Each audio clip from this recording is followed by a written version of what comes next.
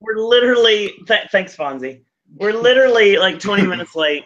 My apologies for that. I'll shoot with you guys when it comes down to it. Whit is not going to be here till 9:30 anyway. So, I mean, this actually works out best for everyone involved because that way we don't have to stall or anything like that. We actually just roll right into it. So, we did this back in December. And then right before the event started, we did it again. And we talked about our speculation for our lineups, what we wanted to see, what our houses and streets were going to be. And a lot has changed. I mean, a lot has changed. Now, unfortunately, welcome Pedro to chat. Unfortunately, we do not have the we do not have the full. Good. I'm sorry, Pedro, that you had to wait a whole 21 minutes so Owen could finish up eating at Sci-Fi Dining. I'm sorry. So sorry. For your information, it's a lot of traffic. Okay, sure. I'm gonna every viewer, every listener from here to now, whoever comes in, I'm gonna personally apologize for you to them. By the way. Well, here's the thing. It's Tuesday night, so it feels weird anyway. It's 9 o'clock. It's not early like it has been like last time. So I mean, and we're not starting at midnight either, so that makes it a lot easier. So, like I said before, we do not have a full cast tonight. A lot of busy times. Obviously, Halloween Horror Nights equals busy time.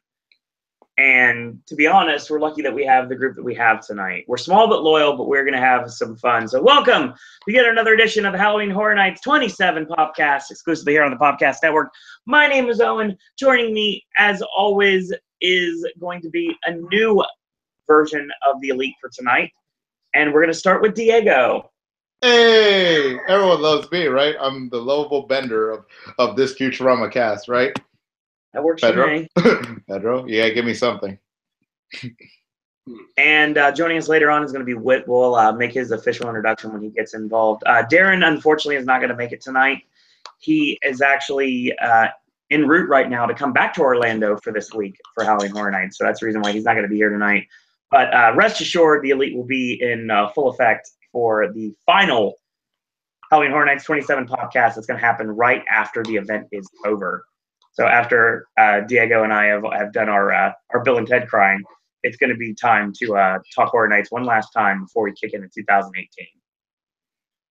We're done crying. I think we're not going to stop. No. Oh, God, no.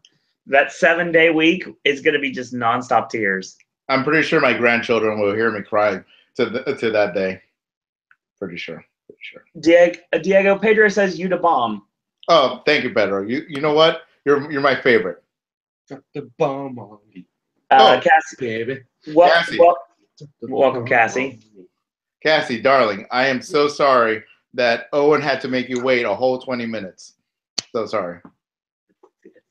Oh, my God. Yep, I'm telling you, it's going to be for every single listener.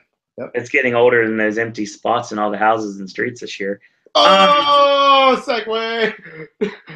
Wrote it in just like a Disney manager. So, joining us, and I can officially make this announcement because I like doing so. We do have a new member of the Elite joining us, and that is the person that is currently dealing with the hard candy right next to me right now. Yeah. My boy Hans. All right. Welcome, John Paul. Hello, everyone. It's great to be back. I'm still new, but thank you for having me. We're glad you're here, actually. To be honest, it'd be kind of hard to carry a show with just me and Diego, so it'd be nice to we can do it. Well, Whit's not even here yet, so I mean. No, trust me. We'll be just if it was going to be only us two, we're just going to be like crying back Bill and Ted quotes like forever, and then talk about Cash Money. Oh, spoilers. Cash only. Cash only, my boys. Cash only. Move those fingers and thumb together. I already did. I'll start with you. How about that? Now, it's begun. So we do have a live chat going on tonight. So if you are listening to us live, feel free to put your thoughts, comments, queries, and opinions in the chat room, and we will be answering questions back and forth. Now, Owen has a zero tolerance policy, as always. So, like, if you are trying to be a smart aleck, probably going to be ignored because We're believing positivity here, literally the power of positivity. The New Day say it every day.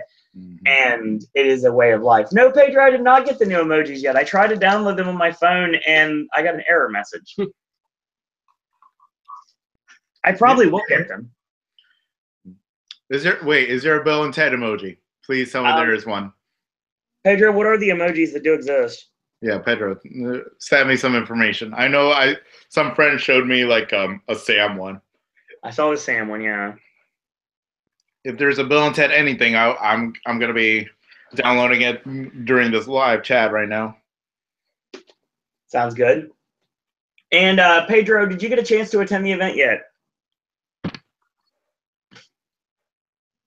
Same question to Cassie as well. Because you guys, if you did get a chance to attend the event, you're more than happily able to chime in and give your thoughts on your lineups. And I will read them to everyone that is listening to us right now. Yeah, probably in like 4 minutes. Can I say my lineup? I mean, obviously, we're going to be going back and forth. Now, we did our anticipation. Miller was here, and Darren was here, Emperor Sephiroth was here, and Whit was here. Whit will be joining us momentarily, which I did send him the link. Yes, I did. So he'll be joining us soon.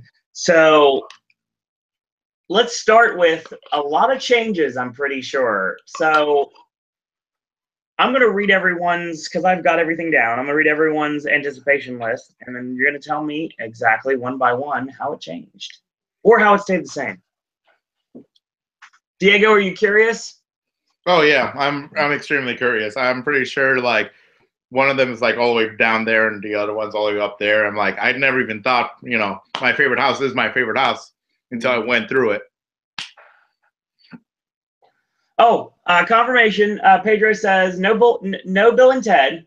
No. Well, that immediately means I don't care. Yeah. There's Billy the Puppet. There's a pumpkin. There's Sam. I purged sticker. I too have purged. Yes, indeed. And so did everyone else that went through Halloween 2 last year. Oh, shoot! Damn. HHN 27, a victim in the bear trap. Bone Skull from Festival of the Deadliest. Skull Hands, Blood Bag, Caution, Scare Zone Sign, and Ashy Slashy. Blood Bag should not be in there. Everyone knows this. Blood Bag should not be here and there. Rest in peace, alcohol. I let it die. Chainsaw, Scythe. it should be a popcorn bucket. Yeah, exactly. And a house with a moon overlooking it and a tree next to it and a path. A graveyard that could be one from Trick or Treat as well. Interesting. Thank you, Pedro. You gave me all the good information. You give me that good. Love it. Gotta get that good, and I'm not talking about 25 good either. That's a whole different conversation, sir. Diego, do you remember what you had originally? Because if you don't, I'm gladly able to give it to you. Oh yeah, you gotta give it to me now because I have no idea. Like literally, I'm pretty sure like one of them is like somewhere else in my list. I have no idea. I haven't seen my list since our last chat on this beautiful internet. Cassie says, no, I haven't got to go into the event. I'm waiting to go when it's Halloween Horror Nights 30. I'm a little scared right now, but I've watched videos online of all the houses. I'll state right now, especially this year, videos don't do some of the houses justice. Oh, yeah. No, not at all. So, yeah, Cassie, just find your best friend, find your significant other, cling to them. You'll be fine. I'm telling you, it's the best place to be right now. It's all about penguins and property. So yes, 30 should be a really solid year, hopefully filled with a lot of originals and a return to Terra Quintus.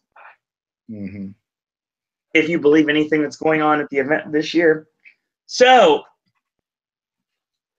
Pedro says, I went to the event. It looks like there's changes here and there. I love the additions to Festival and Trick or Treat, little changes to Invasion. Pablo being added to an altars. So yeah, Pedro, give us your thoughts when we progress to this podcast, so we can get your opinions as well. Yeah, because you were here first. I appreciate that. You waited on Owen's slow eating, so For your information, we actually got done eating rather quickly. You had to apologize to Pedro. He's one of our loyal listeners, If I find you in the event, Pedro, I will hug you. Be warned. Be warned. Indeed. Whit should be joining us momentarily, which means I'll give his official introduction. So, Yeah. Diego, let's start with what you had last time around. Okay.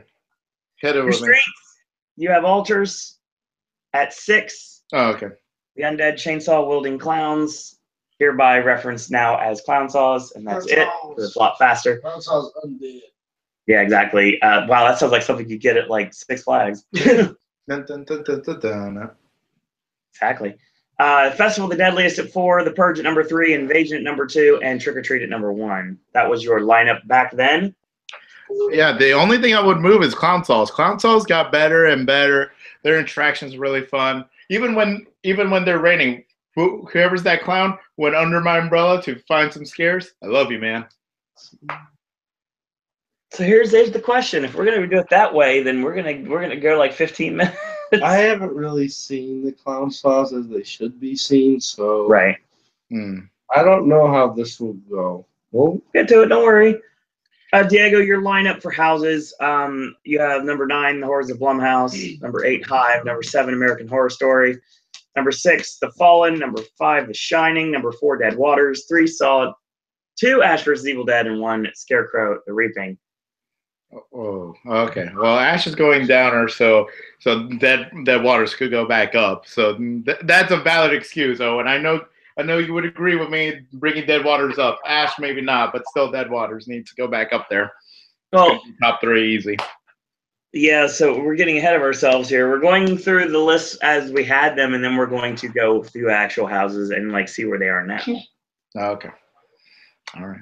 Okay. I'll follow your command, even though all these poor souls waited whole 20 minutes for you. It's fine. My God. So let's go to John Paul. Hans, my boy Hans, come on. For the streets, he had Altars of Horror at 6, Festival of the Deadliest at 5, Clown Saws at 4, Trick or Treat at 3, The Purge at number 2, and Invasion at number 1. I'm sure that's going to change. Yep. For his houses, he had Ash vs. Evil Dead at 9, Horrors of Blumhouse at 8, American Horror Story at 7, Saw at 6, The Fallen at 5, Hive at 4, The Shining at 3, Dead Waters at 2, and Scarecrow the Reaping at 1. And yours truly, I had Altars at 6, Deadliest at 5, Clown Saws at 4, The Purge at 3, Invasion at 2, and Trick or Treat at 1. Blumhouse at 9, Horror Story at 8, Ash at 7, Saw at 6, Fallen at 5. Well, that's very appropriate. We'll get to that in a minute. Hive at 4, Scarecrow at 3, Shining at 2, Dead Waters at 1. So if we're playing along at home, that's what we had originally. Pedro, what you're giving me in chat right now, is that your current lineup or is that your former lineup? And while we wait, Whit has Clown Saws at 6, Altars at 5, Trick or Treat at 4, Purge at 3, Deadliest at 2, and Invasion at 1. Blumhouse at 9, Hive at 8, Saw at 7, Scarecrow at 6, American Horror Story at 5, Ash at 4, Dead Waters at 3, The Shining at 2, and The Fallen at 1.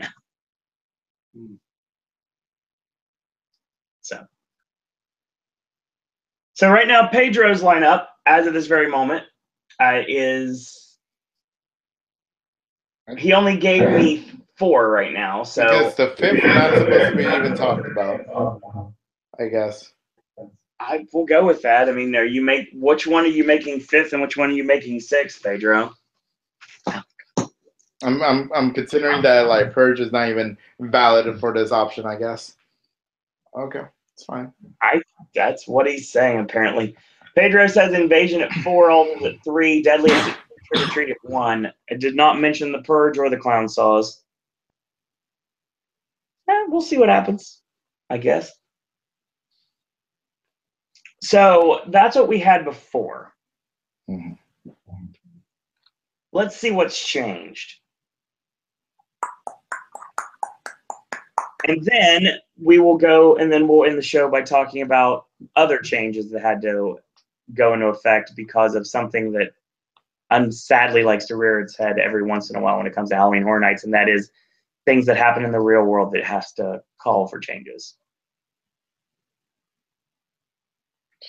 It still affects me to this day, just knowing that. I'm like, some people, man, I just don't understand. Yeah, we'll get to that in a little bit, but right now let's go into our anticipated list and like see where we've changed from here. So, Diego, your current lineup for Streets. Okay, so Alters. I'm sorry, Alters. There's some good scare actors in there, but it always will be like the picture place. It's too small to be anything else. I think if it gets bigger and it was somewhere else, if it was where Festival of the Deadliest is, probably would have put this higher, but Alters is 6. 5th is Festival. So yeah, it's nearly the same as what I thought before, because honestly, I do like the few changes that they do for Festival of the Deadliest, as Alters felt like it stayed the same throughout the whole event. Festival of the Deadliest in the beginning employee preview, it was just dark, fog, bad lighting, and sexy people like in the street. That's it. That's before we had the props, the poles, everything that's there right now. Okay. And then slowly gets improved. The scare actors, I feel like they're getting better and better. I enjoyed most of their designs that are in the streets. I especially love the main stage in the middle. That's really fun. That's really cool and creative. And even though you could there's Bone. He's hanging there from now. At least, I could find hey, he's sort of the icon, At least I see him. He's more than Fear. At least, Fear didn't scare me. So, honestly, I prefer Bone than Fear. I don't know if that's gonna, divide people, but yeah, I prefer Bone than Fear. Let's see. 4th would be Purge, because it wasn't an improvement to what they had before. The music isn't as good. It's really copy and paste. The only thing that they thought of within the couple of years is that the chipper. That's the only thing that they thought of for a couple of years. I'm like, you could get anything else in New York. Literally, feels like New York has been being the same kind of scare zones year after year. The only like big changes were like at 25, where like it's fun, where it's kind of like mayhem from the psychotherapy people, and really fun music and really interesting like details and stuff like that with the stages. At least it gave me something new. Now, like every year from then on is just mayhem in the city and nearly the same kind of details as before. I want something new in New York. That's why it's in 4. I still enjoy the scare actors. I still enjoy the auction from time to time. Number 3 would be Clown Sauce. Those scare actors are getting better and better. One of the hiding spots that they always do is really fun. I see them interacting with people sitting down in Springfield, and they do amazing at that. So yeah, Clown Sauce alone, just because of the characters that are in it, makes it into number 3. Okay. Number 2 is Invasion. I love the design.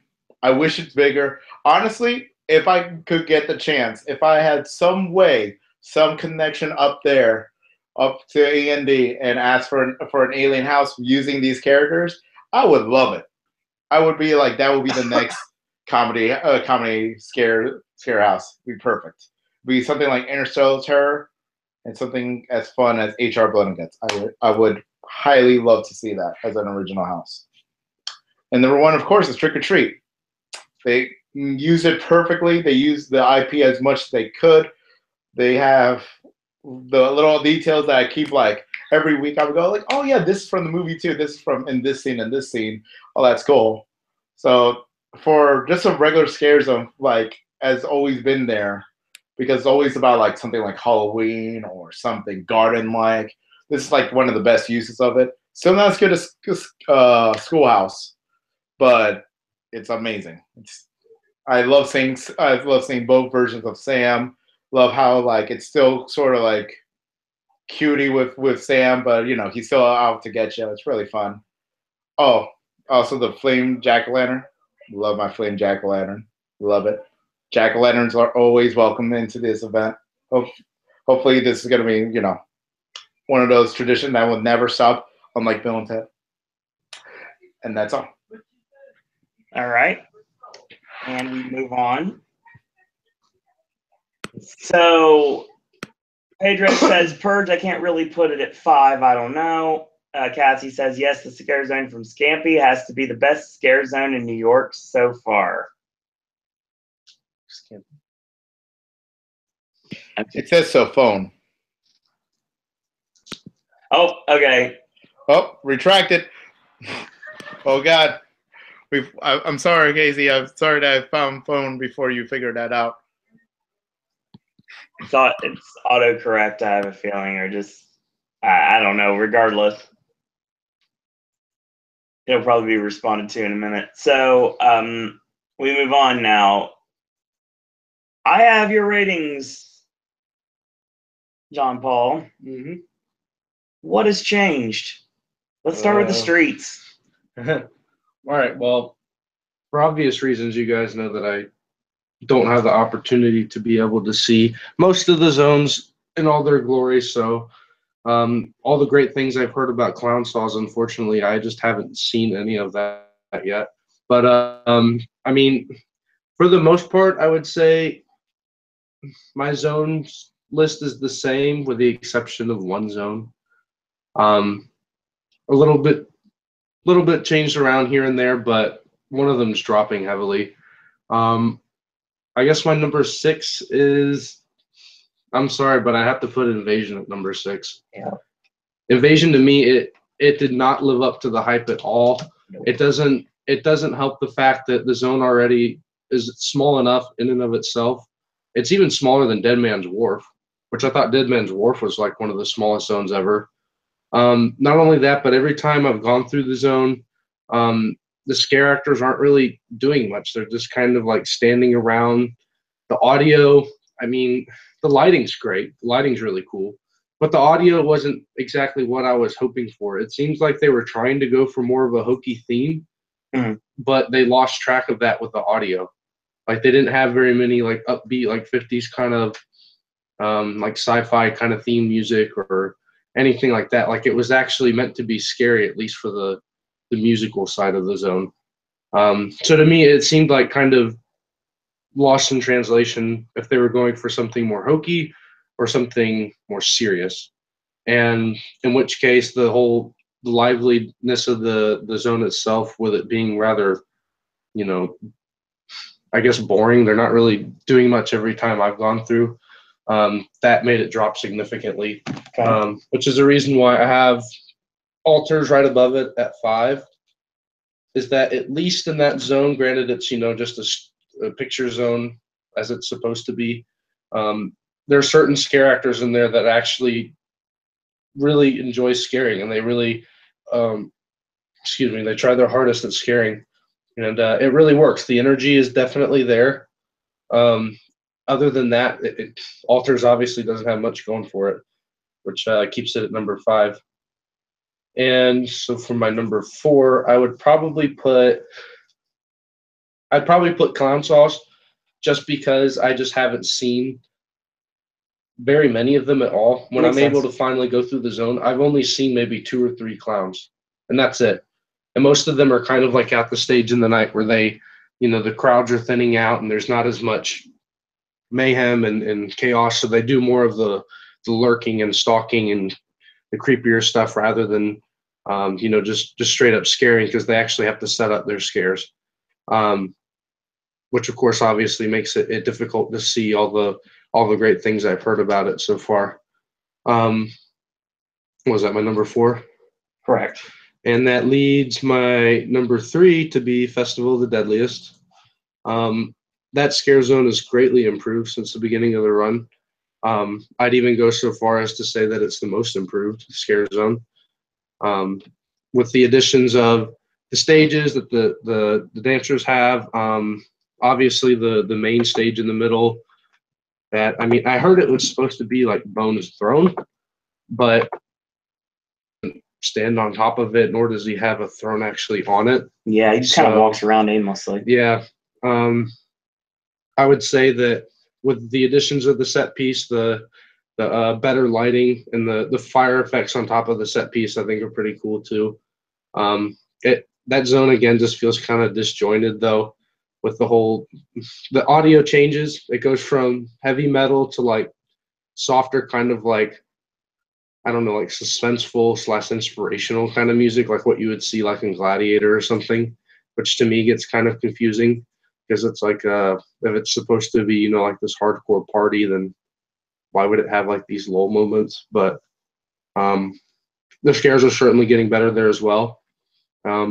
Really only drawback I would say is the lighting. It's almost too dark at times, and some of the set pieces like the cave lookalike things that they had in Banshees last year.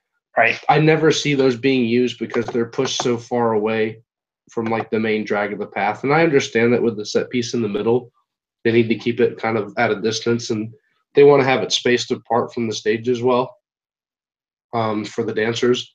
But I just never see those being used. And granted, that might also be another problem with me being only able to go through when the night is not as full.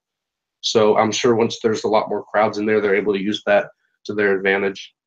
But that's where I have it placed at number 3. Yep. Hey, I'm sorry, Hans. But Whit is asking for the link.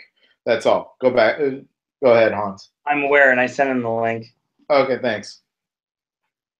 All right, and then that leaves me to what, number 2? Yep. Purge is remaining where it's at. It's the only one that's not changing. The Purge, I think it's great because it's the only zone that has a lot of energy. It's very dynamic. There's a lot going on. The scare actors themselves, they have so many different like given storylines to their purgers, and just having that level of depth for a zone, other than just you would think that with the IP it would obviously be very limited, but they're actually really taking what they've been giving and really running with it to try to build off of the Purge from the previous year. Unfortunately, I had not been able to see any of the Purge from the previous year, as I didn't make it to the event. But I will say that this year's Purge is it's a lot of fun. It's really chaotic with the auction truck and the bikes and saws around all the time. It's just constant noise and chaos. And like I said, it's very dynamic. There's a lot going on. There's a lot to see and do. No set in the Purge is the same. There's always something different going on. So that always keeps it interesting. You don't have to worry about repetition or seeing something boring. I mean, I guess technically the auction is repetitive in a way, but even still, that slightly changes every single auction. For those of you that actually watch it more than once, and so I think it's great. Some of the things they don't really use a lot, though. I will say, like the Twitcher stage thing with the body bag hanging on the like construction set, that's not used very often, and I don't really understand the whole point for that. But I've seen it. It's like literally, it's basically just like it's like Jason setting up the campers in the sleeping bag and then slamming it against the side of the tree. It's literally, I've seen people that have been having them hanging from the thing, and they have like a baseball bat and they're like hitting it with like it's like a heavy bag. Yeah. And I mean, I just haven't seen it used much, and it doesn't seem to have much of a draw. But the other things, the wood chipper is great. That's very fun. It's a good distraction in the actual zone itself for that big open spot. When the guests get sprayed with water, they lose their spatial awareness because they're focused on getting sprayed on and wondering what the hell they just got sprayed with. And I think if they went the extra mile to either dye the water or have like a light projected on it to make it look like it's blood, like it should be, I think that would even further sell the idea. But other than that, I feel it's pretty effective as well. Agreed. The cars, the light up cars, those are fun. Again, just more things that they have, more set pieces. And I think it all just really meshes well together. The addition of the banners strung across from the Mummy to the Blues Brothers stage area, and the reapplication of all the junk and stuff since the hurricane. I think that's great as well. So that's why I have a Purge at number 2. And then last but not least, obviously my number 1 leaves nothing left but Trick or Treat. Very nice. It's such a great zone. The lighting, the atmosphere, the audio, it's incredibly adorable.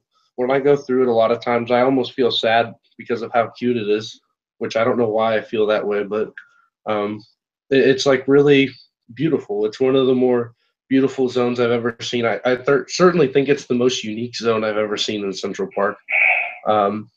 It's just like you were saying, Diego, there's a lot of like repetition in New York especially, and I feel like in Central Park the past few years it's been a lot of the same kind of stuff. So to have this there and all its lighting and the theme and stuff, granted I've never seen the movie, but I think just the whole idea behind it all just works incredibly well. Not only just like on paper, but in reality too. The scares are actually really effective. I've actually gotten scared walking through there a few times. Some of the stilt walkers, when they're grounded due to the rain, they will use some of the door frame set pieces to their advantage. Like the one skeleton stilt walker, I remember seeing the other night, he had like leaned up against the doorstep on one of the doors closest to Deadliest, and he was just sitting there, still as could be, blended right in. I had to do a double take to realize, oh my gosh, that's an actual scare actor. I know that that's a scare actor because I've seen him before on stilts, and he just blended in so well. He even had me convinced that he was just a prop, and so I think that also works really well too for the scares. Which is kind of surprising because you wouldn't normally think that with such a well-lit open zone as it is. I guess it's not that open, but considering some of the stuff they've had in there before, and especially with the lighting, you would think that the scares wouldn't be very easy to come by. But they do a very good job in Trick or Treat, and obviously it seems like a crowd favorite, so it's definitely my number 1. Wait, so you still haven't seen the movie? Nope. You have to fix that real soon. Not all of it. I just haven't had the time. Gotcha. Yeah, you're a busy European person who purges. It's fine. But even still, with that list, with all that being said, I feel like I can't judge the zones properly like I can the houses. So perhaps there might be a night where I'll be able to go through the zones with a more appropriate, more busier time that most of the guests normally experience it in. And maybe then I could finally get a better understanding. Right. But as it's now, that's my lineup. So you know what's weird? Every time the wood chipper goes, what the heck is happening? Whoa! Welcome to the fan show. Okay, there goes Whit. Sorry, I forgot his forget camera. to turn the camera off. Yep, I saw that. It was the fan. Can we rename this the fan cam? Oh, hold on. Continue what you're saying, Diego. I'll introduce Whit, and I'll go with what we have in chat. Okay, so I don't know if anyone goes to Magic Kingdom as often as I do. Every time the wood chipper goes up, I always think of the camel in front of Aladdin. Every time. Yes, I can see that. Yeah, it gives me like weird flashbacks every time I see water in front of me. I even called it the camel one time. Scare actor didn't appreciate it.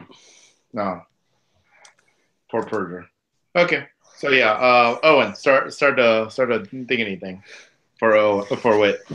Welcome officially to the podcast. The final member of the panel this evening is Whit. Woo. Yay. Fireworks. Look at my banshee. Look at my poster. Goodbye. Right. There you go. Yep, we waited the whole time for this, guys. For a banshee and a poster. Yeah. Okay, before we move on to John Paul's house lineup, Pedro says his original lineup was The Shining at 6, Blumhouse at 5, Ash at 4, Hive at 3, AHS at 2, and Headwaters at 1. That can't be right. Scarecrow at 1, Deadwaters at 2, AHS at 3, Hive at 4, Ash at 5, Blumhouse at 6, Shining. Okay. Yeah. Pedro says now it's Scarecrow, Hive, Horror Story, Blumhouse, Ash, and Shining.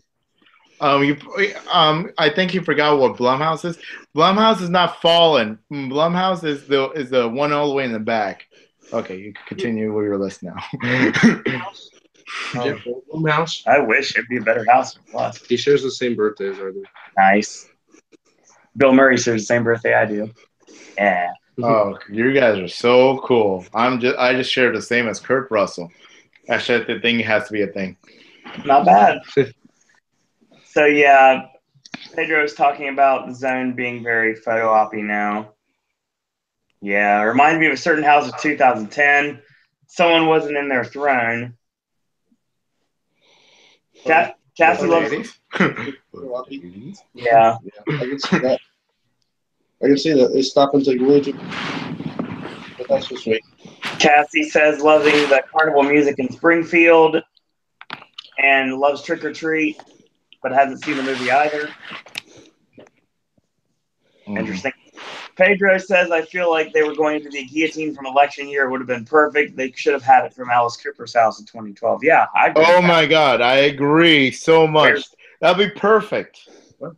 Where's the guillotine? I don't know why the guillotine's not in the streets this year. Yeah, they could have put like a fake. Well, they could put a dummy right there, and when it cuts, the dummy's full of like fake blood, and there's like a little bucket and it goes, and then you see it pour, and then they like reset it every like 30 minutes or so. It'd be perfect. Genius. Great. Yeah. So now we've caught up with chat. Thanks everyone for chiming in on chat. We really appreciate it. Pedro and Cassie, love you too. Never change, all right? Don't care what they say. Don't change who you are. Okay, sorry. That's my inspirational moment of the chat. Your moment is zen? Yeah, my moment is zen. If you guys want to hear more or read more, I have a book coming out. It's called The Zen of Diego in Barnes & Nobles right now. Or any other brick and mortar bookstore that exists still in this world. All right. So, John Paul, we do have your list here, your original list. I'm curious to see what's changed. What about your house one? Or your scare zone lineup? We're doing yours first. Yeah, I thought we were doing everyone's scare zone and then we're going to do everyone's houses. I'm confused. No, we've already went through yours. No, we didn't. Yeah. Hans, did we do my 1 through 9? I don't think, but did we do your zones though, Owen? Yeah, I did my zones, and then John did only his scare zones right now. So yeah, I thought we were gonna do scare zones, and then when everyone's done with their scare zones, we will do houses. It is hard to keep track of everything. Wow, right. Wow, Owen. First you get late, and now you forget things in your own chat. Unbelievable, guys. We got dethroned Owen. Put myself as head. Don't worry, Hans. You'll be right second. You'll be first in command and all that. And Whit, I think you'll be an amazing jester. There we go. Pedro says the reason I put them with some of my experiences were not good because the people were disruptive. I think Purge wasn't supposed to be in Blumhouse. I think Happy Death Day would have been better in our house. Yep. Yeah, I could see that. I think it could be better. Or like just make it Insidious or just a straight up Insidious house and just take the 3 rooms that you had left over from what's before Insidious and just put it in Dead Waters. Mm-hmm. I agree. Just don't punch it into it. Exactly. So Pedro also says he did like The Shining, but there's too many Danny boys. Yeah, it's kind of the statement of the year so far. The pipes, they are calling. Oh wait, wrong Danny boy. Gotcha. All right, guys, I'm up to those 1930s references. Don't worry, I got you guys. So what all the kids want now? I do love how they did the best of trying to do the bathroom scene. The bar scene, the elevator scene was as good as they could try to replicate it. Cassie says they probably did not have anywhere to put it. That's what happened. With the guillotine, I'm guessing, is what she's referring to. Right. Read it. Good. Scroll up. I'll just see it. So yeah, we'll do Whit now because I usually go last. So we're gonna go ahead with Whit now. Whit, we started out with last time around your lineup for the streets was Clown Saws at 6, Alders at 5, Trick or Treat at 4, Purge at 3, Deadliest at 2, and Invasion at 1. Your house lineup was Blumhouse at 9, Hive at 8, Saw at 7, Scarecrow at 6, Horror Story at 5, Ash at 4, Dead Waters at 3, Shining at 2, and The Fallen at 1.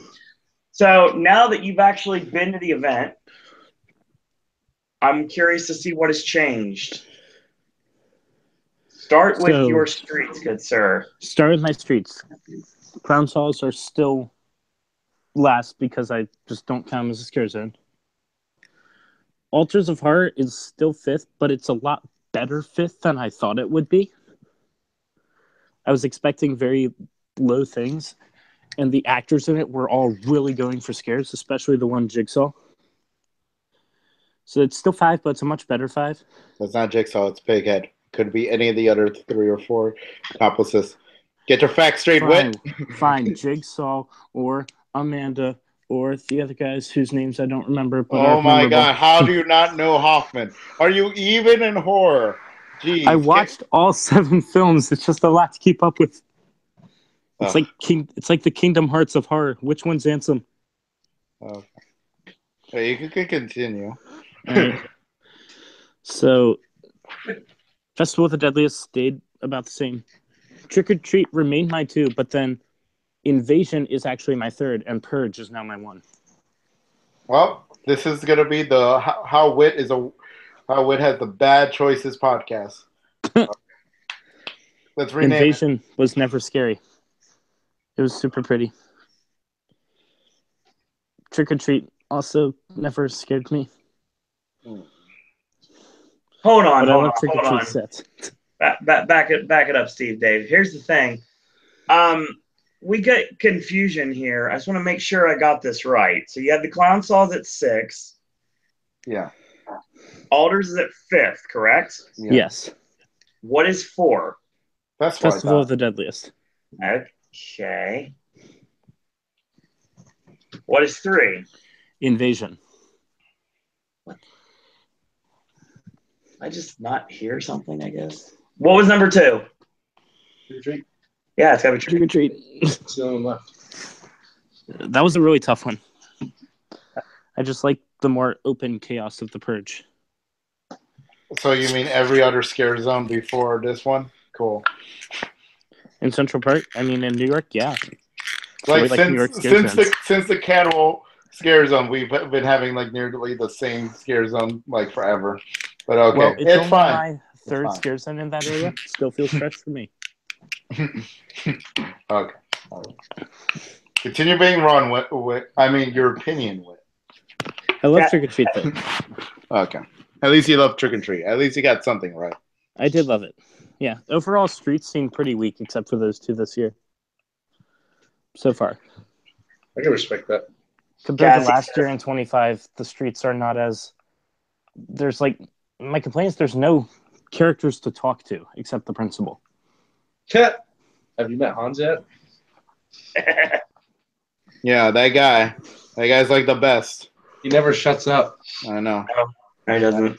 I know. He can't stop too sweeting people. No idea why.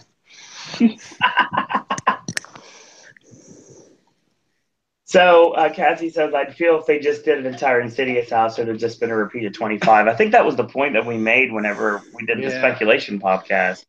Something from 2 years ago would come back, and it would be Insidious, and that's exactly what it was. It's just Cassie. When we talk about Blumhouse, I'm not going to try to spoil it right now, but when we talk about Blumhouse, you will understand why we would say it should have just been the whole thing. You would figure it out. Don't worry. It basically was the whole thing. I don't know what you're talking about. It was Insidious house. Well, Cassie wasn't in the house, or maybe she saw a video of it or something. I don't know how Cassie gets her intel, but I don't think she saw all the 10 rooms yet. I watched a walkthrough. I accidentally sneezed, and then I missed the sinister part. Yeah, I can see that. Yep. Yeah. Okay. So should I talk about houses now? No, it's Owen's time. Owen has everyone's scare zone, and then everyone house. And then we go back to the houses. That's what happens when you find a stranger in the house. Yep. So we're gonna go with Obviously, Emperor Sephiroth's not here. Darren's not here. And Miller's not here, They all unfortunately. suck. You're alive. Sephiroth did not. Well, for sake of argument, Sephiroth hasn't been to the event because he wasn't able to come this year. But I'm I thought not sure. he had wings. I thought he could fly over. Is it fallen like mostly his thing? Dude, it's a one-winged angel. Come on. I don't know about Miller's whereabouts, and I know Diego's en route right now to Orlando, so that's the reason why he's not here. Diego, I'm right here. God dang it! I'm sorry. Darren, Darren's here because he's on the way. No, Darren says, boo, this is so lame. Boo, you're so lame, Diego. Whatever, Darren. By the way, that's Darren, guys. Welcome, Darren, to chat. No, well, he's not in chat. He's in the comment chat. He's too cool. With his mighty vest, he can't come over. You know, he's too busy. He's trying to get here right now, so I can understand why he's not here. It's the only reason he's not with us right now. Totally, sure. Okay, that's fine. Him with his big-ass iPad, with his vest made of billions of dollars, as he goes, would I want to be in chat today? Nah. Jeffrey, in our limo, keep going south. We are going straight into Hollywood, and then we'll go back to Orlando. Because I have all the money in the world. Look at me, I'm Darren. Okay, I'm done. Okay, there's the bashing of Darren. I had to get that out of my system. It's a daily kind of thing I have. Man, you guys whack. Diego wear a vest. Oh, roasted. Okay, I'll wear a vest eventually for you. So I'll get mine. Mine's interesting too. I had Alders at 6. Zero hope for this street. Like zero hope for the street. I did not think it was going to be anything more than just a glorified photo op with no props and nothing, and I was mostly correct. Oh, can I add one thing?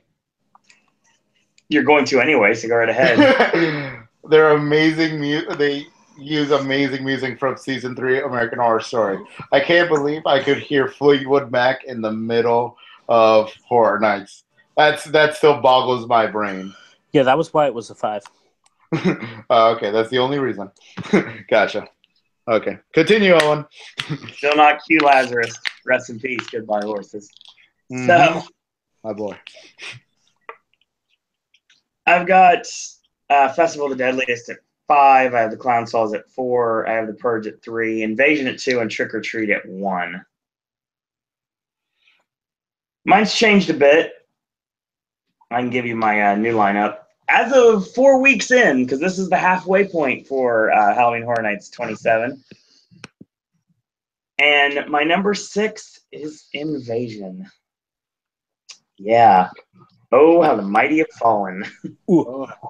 Unstable. This zone had all the promise in the world and does not deliver one bit.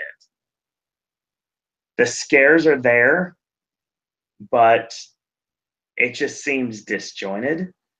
It doesn't fit. Space is an issue normally when it comes to San Francisco. It's even worse this time around.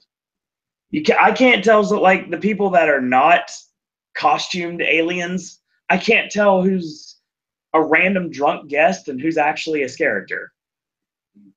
Because when it gets really dark, it's hard to tell the difference. Sadly.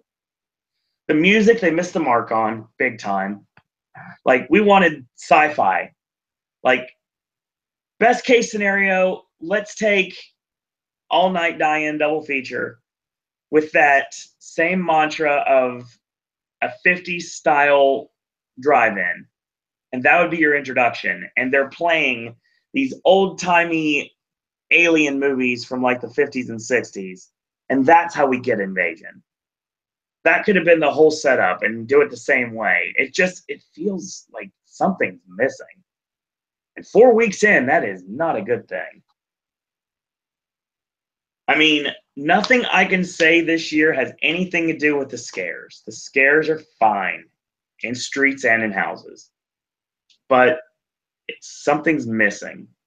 And I don't think Invasion's ever going to find it's not going to find its identity. Because it's too late. My number 5 is going to be Ultras.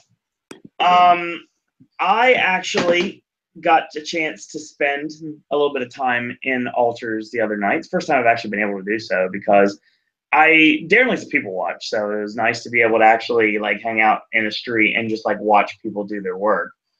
And it's just, they have nothing to work with. There's no stages.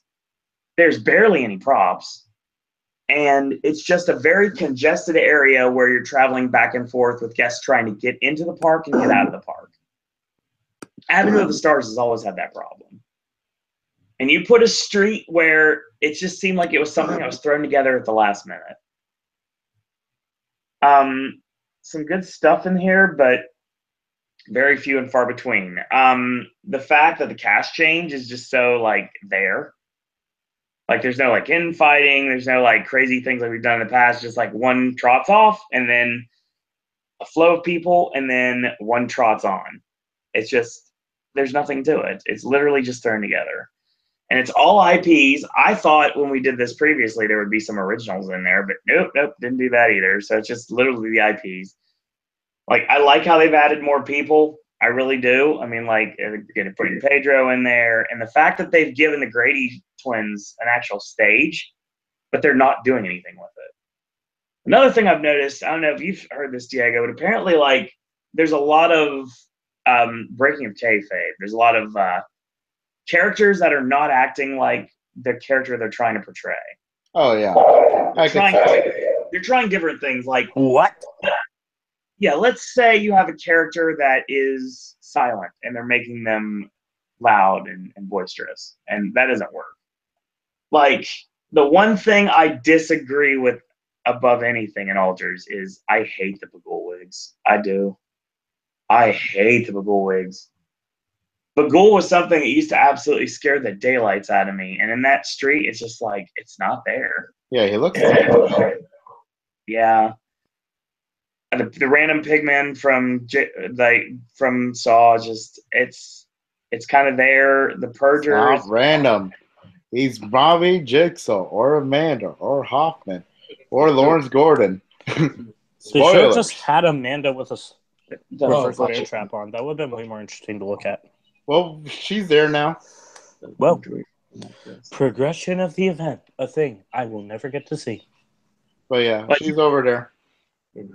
Like you've got Bagul, you've got random pigman, you've got the reverse bear trap, which is always entertaining to watch. You've got Pedro and Kelly. You've got there's several characters in Horror Story. Papa Legba, as you just mentioned to me, which it should have been. Honestly, it should have been the minion of the Voodoo Queen. That'd have been a lot better. Yeah.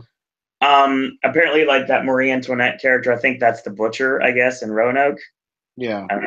Well, Maria I think Maria is from season 3, and the butcher's from season 6. So yeah, season 6 butcher is around from one cast, I think. I don't know if she's in both casts. I've seen mostly Papa Legba. Yeah, I don't know which cast she's in, but is it? Yeah, it's I don't know. So yeah, like I'm just wasting time and talking and making noises. Bloody Face is out there. Obviously, there's no Ash. I understand why there's no Ash. That makes sense. But I mean, it's just odd. It's strange, and there's too much purge this year. Like literally, you might as well just. It might as well just be purging everywhere. Like, and that's something that's prevalent throughout the entire event. You might as well just have your drink be the purge related at this point. Purge your colon, the drink. Oh Lord, Pedro. Welcome, Pedro, to chat. Pedro says, Pedro Porto, someone who's been a long-time listener, another fellow friend of mine, actually, says, Bloody Face is the best in Alders. Pedro Navarro, yeah, you'd think they would have added Ash. Also, if you really think about it, the Ash that was in the tribute store got eliminated. So, I mean, it just now has a black face with like no articulation or anything. It's just like a mannequin head that has nothing that says anything about Ash other than the body type. So I'm gonna guess that's what would have happened to try to put that in the actual street itself. Well, maybe because they couldn't find, I don't know, a good-looking Ash to put it in the streets. Maybe that's why. At least there's some good ashes in his house, but like I could understand there's like some ashes that seem like really off. I'm like, not even if someone punched me in the eyes, I got super wasted drunk, would I look to that person and believe that that's Bruce Campbell? That's a fair point, actually. Another reason that John Murdy went on record saying he wasn't sure about doing The Shining because he didn't know if he could find that many Jack Nicholson impersonators. And he can't. Yeah, all else fails, wear masks. At least we tried.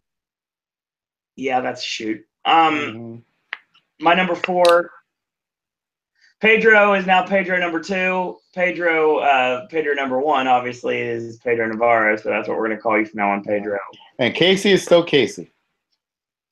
Pedro says, Jack Mass, anyone? Yeah, the crazy Steve look of the opening weekend, and then it became the Jack Mass. Yeah, I remember. We all do. Poor Hollywood. At least we're not over there being like, screaming all our hatred to that event. Right. So my number 4 is actually going to be Festival of the Deadliest. So it's growing on me. It's getting better. Yeah, it's getting better. Sure, Owen. It's not because of a certain scare actor, but all right, that's fine. Okay. So, at any rate, yeah, it's one of the things with festival it's a very chaotic atmosphere. It's finally starting to come into its own. It's got fire, it's got craziness, it's got strippers. It's like Demon Cantina, the street. Yep. But it really feels like a lot of Terror Queen influence. Like Dusk Till Dawn mixed with Demon Cantina. Yeah, which is Demon Cantina. What ended up happening on that stage? I did not get to see the stage show. And there's not really a show. They're just like mostly use it as like a way to hide and use it as like a height advantage to scare guests. Nothing to the point of them using it as a show. There's power on top of it now, so that's pretty cool. But it's not really a show. It's more like a prop to use. Pedro 2 says Festival grew a lot on me since preview night. I agree with that completely. It's growing into its own as an actual legitimate zone this time around. But I will say the other night it felt very empty. There was like 15, let's say there were 15 characters and like 3 guests. And they were just like randomly like moseying along. So yeah, there's that. My number 3 is Trick or Treat. Yeah, I'm surprised it dropped off number 1. It's a solid zone. Oh my god, Owen. How the mighty stoop so low. How do you not like Trick or Treat? It's like the quintessential movie as an IP. Like movie as an IP. Does that mean you put a roaming horde above it? Oh yeah. So anyway. So wait. Okay. Where does Purge in your list? So anyway. When it comes down to it. He was waiting for me to interrupt. When it comes down to it, Trick or Treat had to drop off because there's some really solid stuff in the streets this year. Trick or Treat is stellar. If you're a fan of the movies, everything is there. Everything you want is there. And it's all hits on all cylinders. Even though someone took Sam's Lollipop the other day, and that's not a good thing. Bad things will happen to that person. I'm going to kill that person. I have a feeling there's people that probably already beat you to it. Yeah. But yeah, it's a solid zone. I really enjoy it, but I honestly will say right now, given the current situation with the way that the park is laid out this year, it's a zone I don't go through as nearly enough. So I haven't been able to really fully go into it as much as I'd like to. It's solid, it's stellar, it's exactly what it should be. But speaking of Whit, I'm going to do this because they are solid, they are stellar, and no matter if they have a granted place. I mean, they are great at scaring. I got the most scares out of them in the zone. Like the dog. See my cup. Exactly. My number 2 are the clown saws. Night after night, they bring it without a doubt. They have some of the most unique scares. I love, like you were talking about earlier, they have the scare where they're basically just sitting on the bench randomly and they're just chatting with guests. The next thing you know, they just go crazy. I like it. Sounds like Hans. Yes, very much so. I saw one hiding in the bushes. It was hilarious. Are we sure Hans isn't secretly a closet clown saw? Could be. You never know. You never know what's behind that actual mask. Could be grease paint. You never know. The thing is, not just blood. So you basically have this situation where there's a lot of really cool things, and I'll get to that in a minute. The thing is, you have a lot of really cool things, a lot of good scares this year, a lot of great scares, a lot of really on-point chainsaw action. So, yeah, I really enjoy it a lot, and I really wish I like Alders for a myriad of reasons now, but when it comes down to it, I kind of wish they'd move Alders and just put the clown saws in Avenue to literally just have you walk straight into chainsaw chaos to start your night.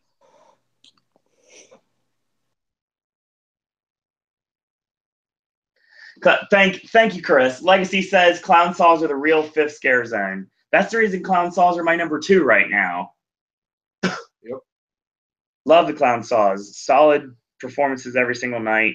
One of my favorite ones that I've seen lately is that a clown that basically, like, he's standing there waiting for you to come off the bridge, and he doesn't rev his chainsaw. He just literally like chainsaw noise and stuff, and it's like it catches you off guard. It's like, yeah, he's nothing. The next thing you know, you get the other clown saw behind you, and he's going after you. It's just like, I love it. I love being able to be pinballed back and forth.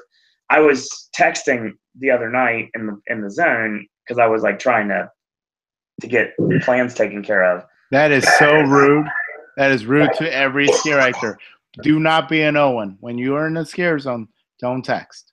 When you're out of that scare zone, then continue doing whatever you want to do.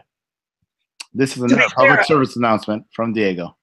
To be fair, I wasn't actually in the zone. I was kind of off the side, so I wasn't in the pathway because I'm on a massive toolbox. Objection: clown saws are not zone. So yes, apparently one not really caught me off guard, but kind of like said, like, live in the moment. I was like, oh, okay, that's fair. I'll give you that. Yes, Pedro, I've seen the clown shuffle, and I've also seen where they do the same thing they did in 25, but more extreme. They kind of get in a circle, and the next thing you know, they just bombard everybody. I enjoy that too. You may call it a clown circle jerk. The clown saws win street of the year? Yep. Interesting. I thought it was Psycho Scarapy. No. You'd think so. Yeah, that's why, because I only went to one night that year. Right. So I never really got to see the scare zones. I forgot HHN icons. I just had to look it up. I was like, what the heck was in Hollywood in 25? It's HHN icons. I'm like, oh, I didn't even know that. So we move on now with a message Darren has for you, Diego. He's about 50 minutes away from Orlando right now. He says he can't watch the podcast because he's in a moving vehicle, but he simply just wants to tell you to shut up. Okay. Tell him I love him even more. We'll go with that. So that means that with a bullet, without a doubt right now, call it bias, whatever you want. I don't really care. Every single night I find a new reason to believe it. The best scare zone, the best street of 2017 is the Purge. And I know, guys, I'm an insider, and I'm just going to tell you. 4 letters. The reason why, it's only 4 letters. Hans. Hans is everything. Hans is life. Yeah. He's okay. All right. So, yes, indeed. Very true. And if you know who Hans is, you got to say hello to him and ask him how his modeling is going. Now, every night, it's like everything. Like, it all falls into place. It falls into place more so than it did before. There was chaos for the previous Purge Zone in New York. This is even more rambunctious, more insane, more chaotic than they've ever done before. This is one of the most insane out there New York streets we've had in a long time. and you got to give it to the cast. Like, I love everything about it. Like, the auction's back, and I like what they're doing with the body bags. I like what they're doing with the wood chipper. I like how that basically everything is just, it's not about a photo op this time around. It's literally about people trying to get as many scares as possible. And I like it. Every time I walk through that street, or every time I people watch in that street, I just realize how great they're doing every single night. And that's the reason why I think they have a legitimate chance at Street of the Year this year. I didn't before, but now I think that they do have a shot, because a lot of zones are falling off and they're not as strong as they once were. So, yeah, I'm very happy with what they did with the Purge this year, without a doubt. And Pedro says, Lady Liberty, favorite character of the year. The motorcycle drivers, I don't know how they do that sometimes. I would have never thought that getting run over with a motorcycle almost would be a scare. That's a valid technique. Well, if a moving vehicle's coming at you, that's going to scare you there, Whit. Yeah, but like, they swerve towards me, then narrowly miss me. Like, everything's on point. That's why I just love the Purge. It gets better and better every time. So, shout out to everyone in the streets this year. You guys are knocking it out of the park. Some more so than others, but that's just how life is.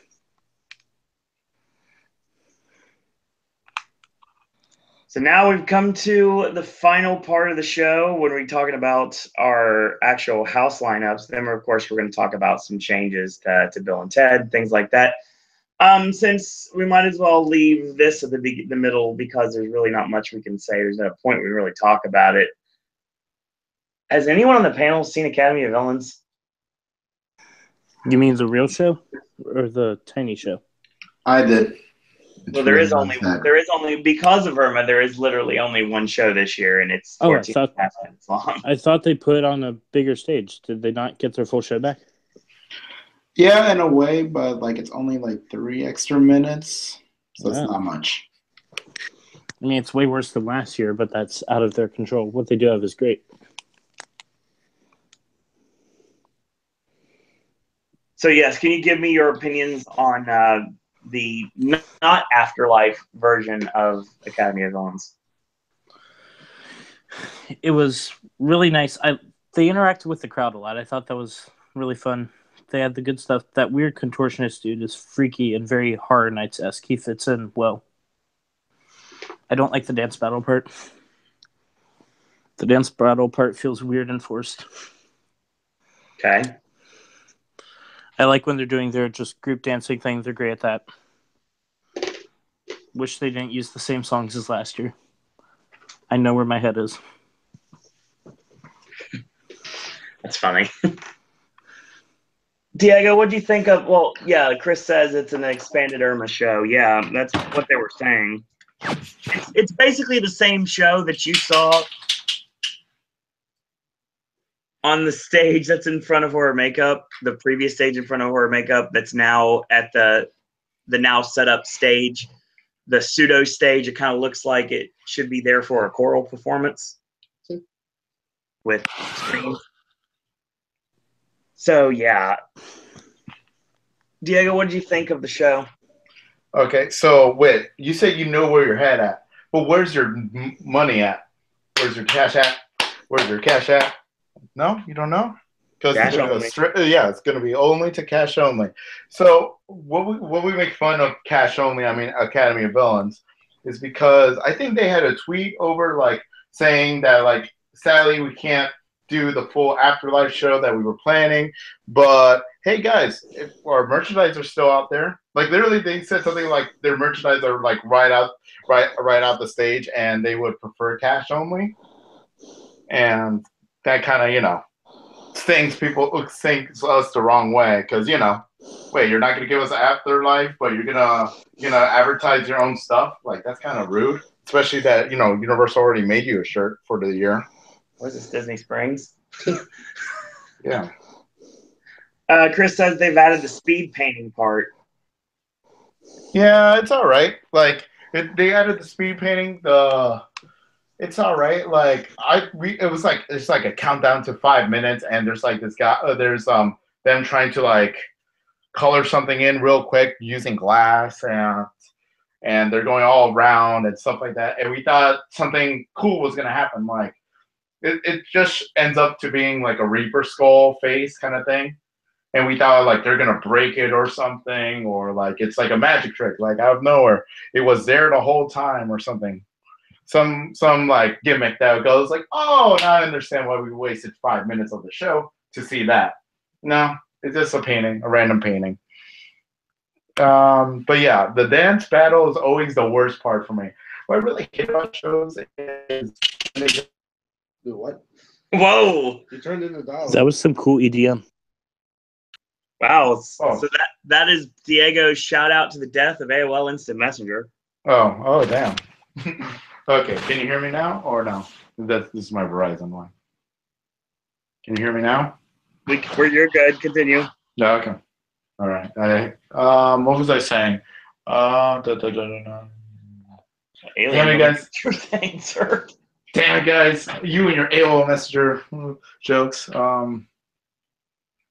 What's it called? Okay, so what I was saying was, oh yeah, the dance battle. Dance battle feels super forced, like everyone said. It feels like we have to pad out the time in order for people to pay for our merchandise. So we'll get two random women. It didn't work. Yeah, two random women of any sorts, and they'll just dance for us. We'll put them some songs and have the Academy just like cheer them on. And that doesn't last, like 1 minute or so. It lasts like a whole like 4 or 5 minutes. So it's a big chunk of the show. Right now, the show is, according to them, is 14 minutes and a half. That part alone is like 4 minutes. So it's a pretty big chunk. Aren't there sometimes plants though? I don't know. Well, I saw the show twice. One in the horror makeup show stage, and one in the new stage that they have now. There are 4 different random women, and one of them wasn't even trying. Like she was like, okay, let me see what she knows, like from 5th grade, what dancing is.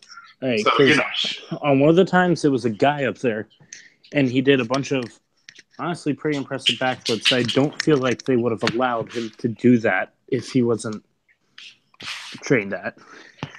Well, I don't know. Maybe they have like more than 4 plants or something, but they were pretty good. So maybe there is, maybe not. I really don't really care. It still feels like amateur like the last one. It was just 2 random women. One of them was doing the cabbage patch. One of them was doing ballet, and just like it wasn't selling the crowd or anything. They were just there because they're drunk and they have nothing else to do. But yeah, it feels so bland compared to last year. At least last year we had the shadow play section with the Bring Me to Life section, and the gentleman who not only does bike tricks, he does skateboard tricks. He also does the drums and does a couple other stuff like in the middle of like 3 minutes, which is really cool. Stories are kind of nice sometimes. So that's why I wish that like we had that, but no, we just got like one person who could like move all his limbs in every direction, which way. I really didn't care. Honestly, I'm not going to watch the show ever. I don't even think, even if I have time to spend, I feel it's better used in Festival of the Deadliest or Trick or Treat, just walking around, enjoying the scares, enjoying the looks of people, enjoying the fear in their eyes. That's mostly it. Academy of Villains, I'm sorry, but I try to give you 2 shots. It was the most boringest thing I ever seen in Horror Nights, and I've seen Death Drums. That's sad. All right. So Legacy says that'll teach him to badmouth AOV. Pedro says I'd love to see Academy of Bill and Ted. Yeah, that was an entertaining night. I'm not gonna lie about that. Darren says I came to the show to watch them dance, not 2 skanks they fished out of the audience.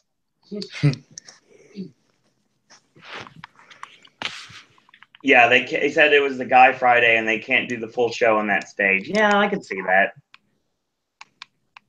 I mean, I'll give them credit. They actually do a lot with what they have, the small amount of stuff they had, and given the fact they created a brand new show pretty much on the spur of the moment because they had to take advantage of the fact that they didn't have a stage anymore. But obviously, I remain quiet for this because I haven't seen the show. Wait, you haven't seen neither versions? Nothing? No. You see it on YouTube? No. Oh, damn. Okay. I think it was originally supposed to tie into some sort of house or theme like last year's did. No, didn't really tie into like much, but well, it was 4 days. set in Shadybrook, wasn't it? No, there was no mention of Shadybrook. It was Random Asylum. 4 days. Any random asylum at Harnix is Shadybrook. I thought that was clear. I mean, it sure does look pretty different every time it shows up. I'm just gonna try to not 5 scream at Whit. In 4 different. Like, Wait, how long have you done Horror Nights? I've seen pictures of every Shadybrook, man. Oh wow, you saw pictures. Congratulations. Cool. Okay, that's cool. And I'm just saying, what I've seen in the Jurassic Park Discovery Center, that facade looks nothing like Body Collectors. Guys, I'm a scientist. I've seen the periodic table like 3 times. Guys, I'm a scientist. Listen to me. Okay. Really? So, since we've talked about that now, oh boy, yeah, sorry. Let's get into houses, shall we?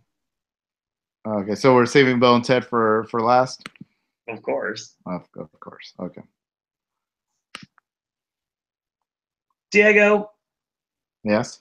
We're going to start with you. Your 9 houses. We already mentioned what they were previously. I did do that. And now I want to know what's changed after 4 weeks of going to the event. Mm-hmm. Those long 4 beautiful weeks. Let's see. Well, the bottom isn't AHS in the bottom 3 too.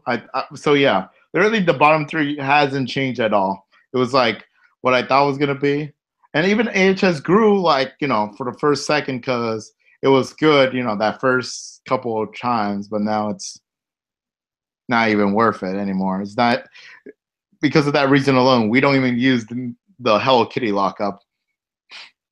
So nope, not anymore. Yep. We're now Finnegan's refuge. For Finnegan's exclusive right now. Probably is going to be for until November 5th. But whatever.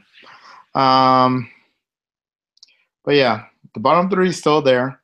I was hoping, like even in the beginning, I was still hoping that Blumhouse was gonna like out of nowhere be a sudden gem in the rough, a diamond in the rough. It was gonna be something, I don't know, something better than this. I was thinking at least they would have done a third of each movie into the house, and it would have been like perfectly equaled. It wasn't. It really wasn't. Literally, I was watching Sinister right before the event, like maybe a week before, and I enjoyed the first one. I was like thoroughly loved it. So you got to waste an hour and a half as well? Yeah. So he's not talking about 2. He's talking about 1. No, I'm talking. Yeah. Well, I'm just talking about watch it. It was a good movie, but it was a waste to watch it as Horror Nights prep because it wasn't at Horror Nights. Yeah, because it like I got the reference like to the first room, and that's it. Like, okay, great, I got the reference to Kentucky Blood and to the projector that's playing all these things. That movie made me uncomfortable. I did not like that. Like watching it. What? Oh, okay. Sister, it was really good. So. Oh yeah, I wish you guys told me that Sinister 2 is actually worth it so I could watch it, but everyone and their mother's telling me don't. It's not. Don't waste your time. It's going to kill the aura of Bagul. Well, this event just ruined the Bagul for me. Yeah, it's Wiggs did, but that's about it. No. Like, his whole outfit and everything is, like, super off. Like, it's just so weird to me. It's like 2 sizes too big, too. Yeah. he seems so fat too, and like I don't know what they do with the costume. I'm like, what did you do? You just like had like a scary image and you just put it in a dryer and like, oh my, okay. So Sinister was only 2 rooms, right? We'll say 2 rooms because I don't really count that weird hallway in the middle between the first room and the third room.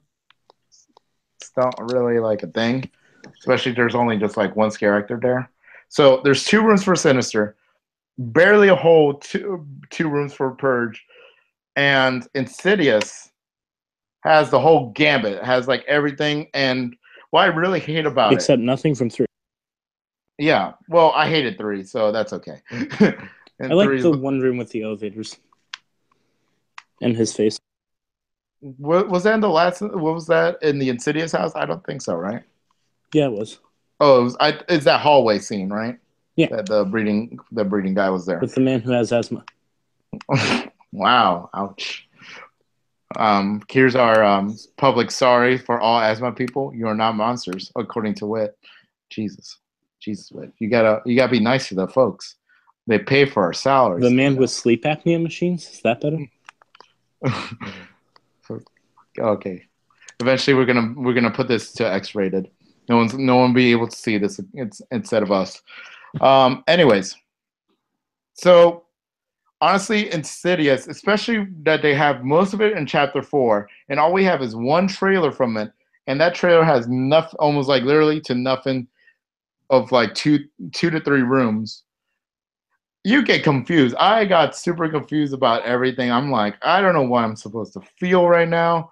Like, okay, I see this woman stabbing a baby. That's kind of sick. I'm seeing like weird things that's happening all around me. I'm like, at least in the other houses, you kind of make sense. Like, if you don't know what Saw is, you see the traps. If you don't know what Asher's Evil Dead is, people still enjoy the house. Like, Owen enjoys the house tremendously. For Insidious 4, you don't understand what the heck is happening, like from beginning to end. Especially the guy with a cane shadow. I don't understand that. He hits an imaginary person like 4 times and he appears. Okay. That alone is like the reason why it's number 9. Doesn't make sense. It's not scary for me. I don't understand why bother make that house when you're like screwing with the first 2 movies, not even putting enough of the regular Insidious so people who'd understand it would like go like, oh, it's from the movies. And we have 1 scene from Insidious 4 to get us hyped. No, it's just like everything's Insidious 4. We don't even know if it's going to be in the movie because like Dracula Untold years back, there was a whole like section or 2 that wasn't even in the movie. It was only in the trailer, and it was cut eventually out the finished film. So it felt like Dracula Untold for me, right in the end. And any house compared to Dracula Untold is the worst. So that's number 9. Sorry about the 6-hour talk about Blumhouse and how it's being horrible, but that's why we have these things. I'm sorry for all the rage that I just introduced to the chat. Number 8, Hive. You guys are still there, right? I didn't kill you guys off by accident. No. Continue. Okay. Damn, Owen. Jeez. I know you're carving her initials, but still, give me a break. Anyways, let's see. Hive. Hive is number 8. It's always that house that could have been something great because I love the 80s. They have no use of the 80s unless like we're talking about the sort of music outside because they have Carpenter music outside. That's it. That's the only reference to the 80s. Good Carpenter music.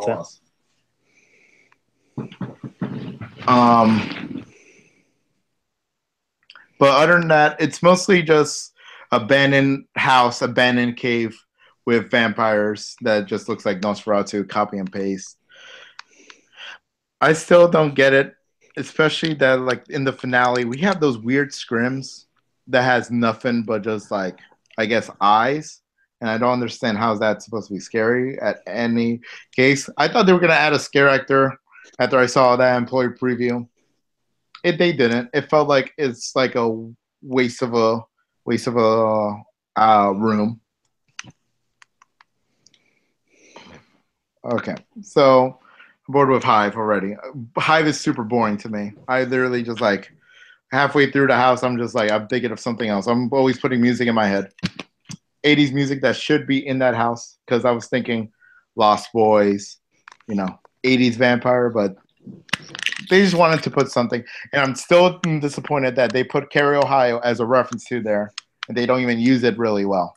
It's like the only time a Carrie, Ohio anything is like added into a house and made no good reason. Number 7 would be AHS. Like I said before, it was cool. Like the first second that we went through it, like, oh, cool, Asylum. I love Asylum. Oh, cool, Coven. I love Coven. Oh, Roanoke. It's there. Cool.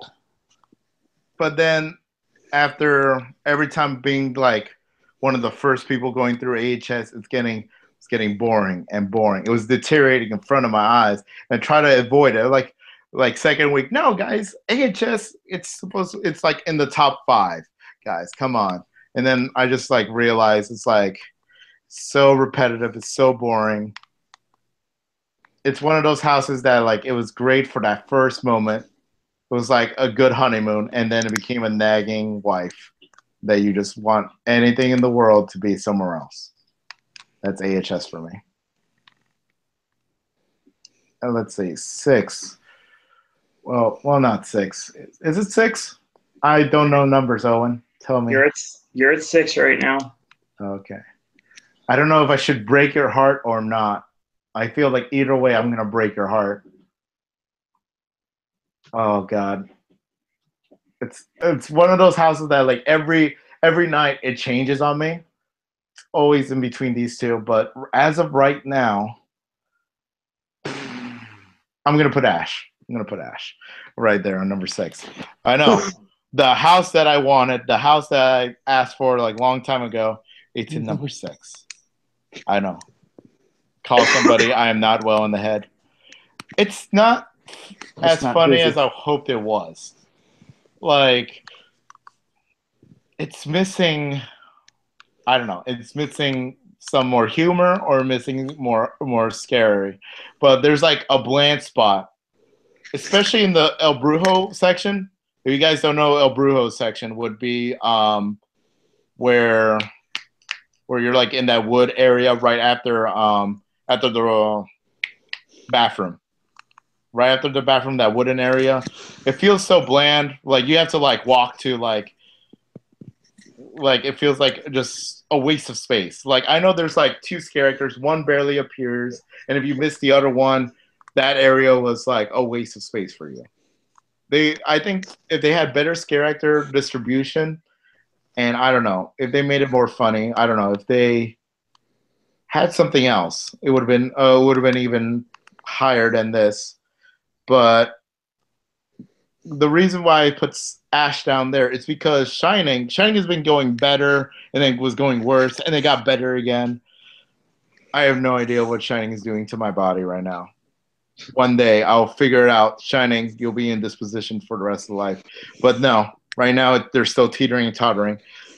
The reason why I don't like Shining as much as I believe Owen would be, there are some sections I'm like, I don't understand who A-okayed this, like room 237. I understand it was, mostly just an old rotting body, but it feels so boring to you when you know what's going to happen. If you've seen the movie, you already know what's going to happen through that curtain.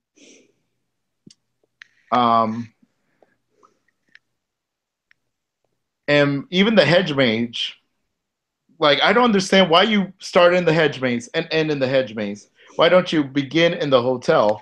I would love to see the hotel in the front. Something amazing visuals, kind of like what we have for Dead Waters and Fallen. If we had the Overlook Hotel right in front of you when you walk through, and maybe in like far away you could see the hedge maze, and then you'll know in your head, I'm like, oh my God, I'm going through the hedge maze in the end. That's cool. But you kind of like threw it off like, hey, remember the hedge maze? We got you right here. We'll have like Scudman Carruthers right there in the front telling you to get out and then be boring. It feels like we're grabbing a lot of Hollywood stuff, like that weird room right after the entrance. That's kind of weird to me too. Like I don't understand why they put only Wendy right there. I'm like, okay, you have Wendy right there. I understand it's like sort of like it's like his psyche, like Jack's psyche, like you're entering and then you're going into the ending of the movie right afterwards when you're in the lobby. I just don't understand like those two rooms. Why did they have to be in the first rooms? They could have made so many better rooms as the first room. They could have the overlook. If you guys remember 2009, I'm pretty sure no one knows this one. 2009 when they had Rip from the Silver Scream, and it wasn't scary. It was something like dark and abandoning, and then like 3 seconds, all the lights come up, and it feels like you're back in the 1920s when Phantom of the Opera was premiering. I wanted something like that. I wanted like the Overlook being all like abandoned, and then out of nowhere you could see the lights making you feel like you're back in 1941 or something. And then you could have continued on. I just hate the beginning. That's mostly the problem. After a couple of scenes, I started enjoying the house. After like room 237 from the twins, I love the effect with the blood elevator. That's always a thing that I always love to see. That's always like that's the marking of like a true good day of Horror Nights when I get to see that blood elevator spurts out some more blood. So that's probably the biggest reason why it's up here and not below Ash. Guys, any have questions, comments? No? I feel like I'm all alone. Whit, Owen. I mean, I agree with almost everything you said. It all makes sense. The real facade would be nice. Yeah. Okay, because I felt like I was just like talking to myself. I'm having a monologue. I'm pretty sure Owen and Hans are like, I don't know, they're doing something else. They're probably back in Sci-Fi Dining getting desserts. I'm just thinking of something else to say about The Shining. Trying to see if you left anything. Did I? You think? I can go into detail about how creepy that HHN bear has got. Oh, yeah. He's so lovable. He got crazier. What happened to him? Yep. Crack only once. Okay, so after that one, let's see. What's higher than Shining? I think it would be Saw. Saw is up there. Just because of the IP that they use. It feels just like 2009. So I'm kind of happy about that. Kind of disappointed that they didn't up the ante. Like they build upon it. It feels like, like copy and paste from 2009. But it's really fun to me. It's not really scary, but it's fun to see the traps, how they set off, all the 3 GATs. If you guys trying to figure out where's the guest activated triggers, they're all there. One of them is always like not working, but those few days, all 3 of them work, and you'll have a blast making fun of the guests in front of you and behind you. Okay, so what is the one that isn't the horn and isn't the blast of air?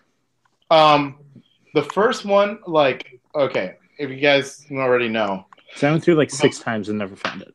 Okay, there's 3 GATs. The first one is near a barrel, and when you hit the button, something happens with the barrel. That's the one that's barely anything works. The second one is the one that shoots air, and the third one is you hit it, 3 seconds later, there's a weird honking sound. That's all. So yeah, those are the 3 GATs that are in there, and there's also there's not really a guest activated trigger, but it's like a sensor with the shotguns, with a shotgun trap back in Saw 1. They shoot out air, of course. And I enjoy that. I enjoy that little details. I enjoy the little details in the house. I enjoy if you're a big fan of Saw like me, you enjoy all these little details. And and also finally after first week or so, there was these traps that I was dying to see. I was waiting for them to show up, and I thought I was never gonna see it. And then week 3 happened, and you see one of a Saw 2 trap that I always wanted to see, and it actually performs right in front of you. It actually closes on the guest, and it's really fun. What trap was that? That is if you remember Saw 2, that's the death mask. Oh. So yeah, Did it go off? Because I only saw it just sitting on the table. Oh, actually, it's you remember the bear trap that you see a little later on? Yeah. It's on the other side of it. So like you see one with the bear trap and the other one's the death mask, and they both do their job like after a couple they did seconds. Change that. Yeah. Yeah, when I went through, it was still just pig mask. Yeah. That's a shame that I didn't see that because that would have been cool. But yeah, like for me, Saw got better and better through the ages. So I'm happy about like them continuously improving that house. As some houses, I feel like they could have like fixed like 1,000 times better, and it's already like week 5. And I'm like, I guess this is not going to happen, or this is going to happen. At least Saw, they're doing additive improvements throughout the whole thing. Okay, for I believe my number 4, or is it my number 3? 3. 3. Okay, thank you, Owen. How's it over there in Hollywood Studios? Did you ride Tower of Terror? Okay. Okay, so number 3, it would be Dead Waters, all because it's not long enough. If it was 2 to 3 more rooms longer, would have been the best thing ever. I was thinking like you could use that as like the if you guys know like when you crawl down into the like crawl down and you have to like go through like a little obstacle course and you get to see like creatures to your left and to your right. They use that in AVP. They use that in House of Horrors a couple years ago. You could see like some voodoo stuff in there. It would have been cool. But whatever. I enjoy the visuals. I enjoy Mark Twain. If you see Mark Twain, he's like one of the best scare actors in that house. And of course, you can't say no to that impressive looking paddle boat. Number 2, Scarecrow. One of the scariest houses. If I could actually feel like it's a maze. I enjoy some rooms, like especially the bird room. I feel like that's like a copy and paste from the Birds. That's like if they ever have to make an Alfred Hitchcock house, they could put just like that little room into it and be perfectly fine. From this day, I've seen guests right in front of that scene, like they do not want to go in it, but they force them to go in it, and they like get scared. They scream for just like that little scene, and that's a testament that house, no matter what room you're in, is one of the scariest rooms. Especially the ending. The last 2 rooms, me and Owen actually went through that house, and we see 2 women flat on the ground, scared, and near the end of the house. Yep. They were on the floor. 2 of them, 2 grown women, flat on the ground. They did not want to move. Nope. So that right there is like one of the scariest houses. The reason why I don't put it number 1, for me, I'm more of a visual kind of guy. So that's why I had to put Fallen as number 1. Fallen is like a metal album brought to life, has the mixes of some favorite houses of mine, Gothic, Hades. They even have like the Terror Queen lookalikes over there. They have flying. They got it all. For me, I still don't understand why people probably put it down. Maybe they don't like too much visuals like me, but that house is so gorgeous. I wish I could just like they could keep it there just so I could walk through it with no scare actors. Just because how beautiful A&D has made that house. Like every room is a masterpiece. Oh, and especially my favorite scare is a chest burst. That chest burst got me on employee previews. That's straight out of Mortal Kombat. I love that thing. Yeah. That employee preview, that gave me nightmares. That gave me nightmares till opening night. So A&D, I thank you for Fallen. That is like one of the best looking houses I've been through. Thank you. I am done with my top 9. I am sorry that I bore you for the past 6 hours. All right. What Owen says, all right. How's 9 houses? All right. Let's move on. John Paul, how has your lineup changed? It's changed around a bit. Some things more disappointing than others, while others stepped up to the plate. All right. Let's see, where am I starting at? With number 9. My number 9 for this week's lineup halfway through the run is Horrors of Blumhouse. All right, so I've been able to make it through this house a good, I want to say at least 3 or 4 times, and one or two runs better than the other. I've had one particular run that was just terrible. I didn't get a single scare. And apparently there's this one scene that I ended up asking around with a few people that I don't want to give away, but there's an actual scare there that I could have sworn should have been a scare, but I had not seen it go, so I convinced myself it wasn't a scare, it was just a distraction. So that was disappointing to find out that there was not only one, but many scares in that house that I just haven't gotten. I did have one run through that was pretty solid, though.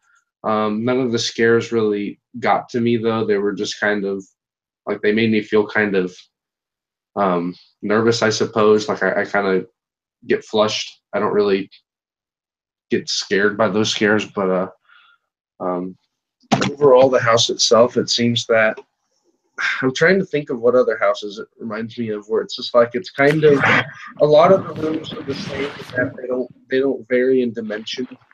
They're all like kind of the same small boxes. Like they don't have rooms that are like taller than the others or rooms that are wider than others. They're all just kind of the same, just with different set pieces and stuff in it. So to me, in a way, it's almost repetitive. And of course, with the balance of it having not really a good separation between the three films, well, the three franchises encompassed within the house, that also is a major drawback as well. I guess there's not really much more to say about that house, which keeps it as my number 9. My number 8, I will have as The Hive, or just Hive. I've actually been fortunate enough to have a solo run through the house with me and a friend of mine. I mean, a friend of mine as well joined me, but I kind of led the way, and I received every single scare in the house. It was great. I got every single scare. It was all good timing. The cast did a good job. The only drawback is just it's repetitive. The scares itself, they weren't scary. Like I got the perfect timing. I got the perfect jumps out from the scare actors. There was actually a couple spots I didn't realize there were scares, but at the same time, it was kind of predictable, I guess. It wasn't really surprising. It wasn't startling. There was a couple spots I saw in the house the one time I went through the solo run where it was like, man, that would have been awesome if they had a scare there. Man, totally could do a scare there. That would work out well. You just described every single room of Busch Gardens, Williamsburg. Really? Yeah. That's a shame. I've never been to Howl of Screaming Out, but it was underwhelming. It was underwhelming. And one of the things I've noticed so far is that the tent houses this year, they both seem to be incredibly long, with, excluded, because I don't really consider that a normal tent house.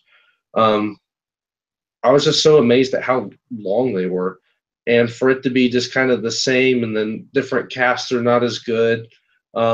That one run through I had that was the solo run through, it was great. It's just the house just didn't live up to it. The finale obviously is a piece of work, to say the least, and I don't know. It has certain things that look like it could be really promising, and then there's so many other things that kind of hold it back, that keep it from being anything better than what it can possibly be as it sits now. Like the storyline as the house gets more worn, and then you go into the cave and stuff. I think that's great, but I feel like there could have been a lot more done with it. The glowing eye thing, that's cool, but I feel like there could have been more done with it. And I don't know. There's just not a lot that really impresses me with the house. Like I said, it's very samey. It has a surprisingly large amount of fog in the house too. There was a couple times when I went through, and it was almost disorienting. I didn't really know where to go when I was going down a hallway. There was just so much fog. But as it sits now, it's my number 8. And let's see, my number 7. This will probably be contrary to popular opinion right now, but number 7 is Ash for me. Also contrary to popular opinion, I've actually gotten scared in that house. Only once for I want to say 3 or 4 run-throughs I've had of that house as well. But I've actually gotten scared in the house, so people saying it's not a scary house is a total lie. It's possible. For me, the things that holds it back, it's very fun. I totally agree with that, especially going down that one hallway with AC/DC blasting in the background. That's just pure fun. The sets themselves are great. The lighting's good. The actual like audio clips on the triggers and stuff are pretty funny. I mean, I don't know anything about the show, but I get it. The only problems for me is the parts where the deadites come out. There's too many at once. To me, it comes across as it's kind of annoying. It annoys me with how loud and like invasive it is at random times, and then other times it just kind of like really slows down, and then nothing happens in the house. And I mean, and there's only really 2 parts where all the deadites come out, and that's towards the beginning and towards the end of the house. And other than that, it's just kind of like you just watch the stuff, and which in a way is similar to Saw, but Saw does it in a very like effective way, in my opinion. That they have a good balance between actual scares and demonstrations, with Saw obviously being a lot of the actual scare actors are they're victims for the traps themselves. But other than that, I mean, it's fun. It's nice. It's decently long. It's longer than I thought it was going to be going into it. It has kind of a soft spot with the part at the end talking about Jacksonville, with that being my hometown. I didn't realize that there's any correlation to that city. But so there's some moments in there where I got kind of fond of it, but other than that, I'm not too crazy about it. I prefer quite a few other houses. Let's see, my number 6. My number 6 is probably American Horror Story. Like Hive, I had gotten a really good run through that house one night, where I'd gotten a lot of scares. That was probably the one week where it had jumped from the bottom to right around mid-pack where it's at now. I certainly like this year's Horror Story house a lot better than last year's. It seems to have a lot more diversity to it, in that it's not so spread out. Like last year's house seemed kind of spread out in parts. This year it's a lot more claustrophobic. There's some solid scares. I really like the transitions this year between each season for the Horror Story house, like going between Asylum to Coven to Roanoke. I like the way they did it this year compared to last year, while having those long drawn out hallways with the entrance theme playing that they usually play, and then the logo of the particular season. I think that worked out really well. I was surprised at how much stuff that they had in there in terms of different types of scares with drop doors and stuff like that. I didn't realize there was as many different things in the house that they have when I went through the first few times when it was lower down on the list. So Horror Story has certainly piqued my interest lately, and it's kind of been flying under the radar. As for the show itself, I had seen 2 of the seasons, so I was able to understand some of it, unlike last year where I hadn't watched any of Horror Story at the time. So it was a little more familiar. Can I ask which 2 seasons you saw? Asylum and Coven. Okay, good. Thank God.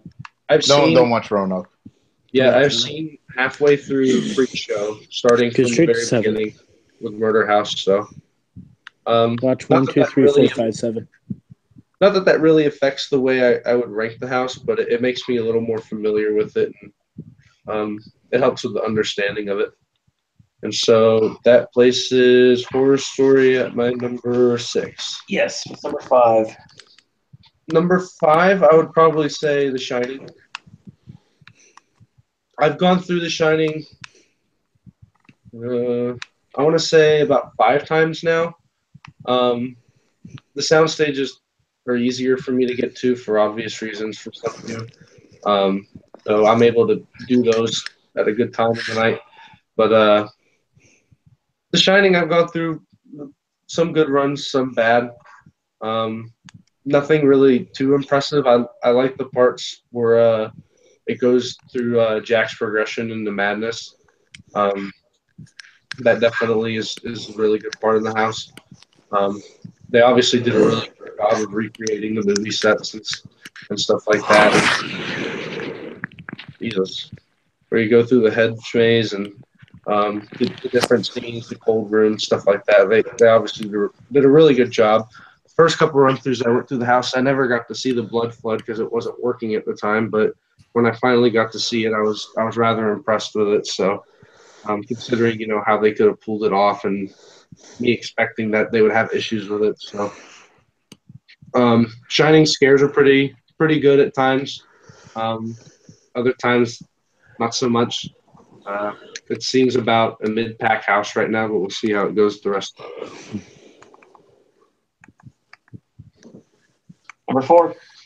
Number four, I would probably put Scarecrow. Scarecrow dropped a bit for me, mainly because of how good the other originals are, and how Scarecrow is just basically a better version of two, bigger, badder, scarier, longer. Uncut. To me, I was a little bit disappointed in that regard. About halfway through the house, it seems kind of disjointed, like they kind of just had a whole bunch of ideas and they forgot how they were stringing it together. So it seemed like the storyline kind of got lost. And they just kept like adding rooms, while Dead Waters, on the other hand, obviously it seems pretty short. So I feel like if a bit more was put into some of the other originals than was put in Scarecrow in terms of like the length of it, it would make not only that house but another house better. The scares are obviously on point. It's definitely the most terrifying house, I would say, this year. Probably one of the more terrifying houses in the past few years, as far as I could remember. And that's why you put it as number 4. Okay. No. I mean, it's just, to me, overall, the other houses that are top 3. I mean, this year in general it's hard to rank them because a lot of them are so good. But the top 3 to me are more well-rounded in terms of length, in terms of the story and the experience, in terms of scares. Scarecrow itself just seems to be focused on scares and scares alone. The theming is very immersive, obviously. It really feels like, you're in an abandoned farmhouse, or, you're in the silo in the one scene with the birds and stuff, which is cool. But I feel like a couple of rooms could have been,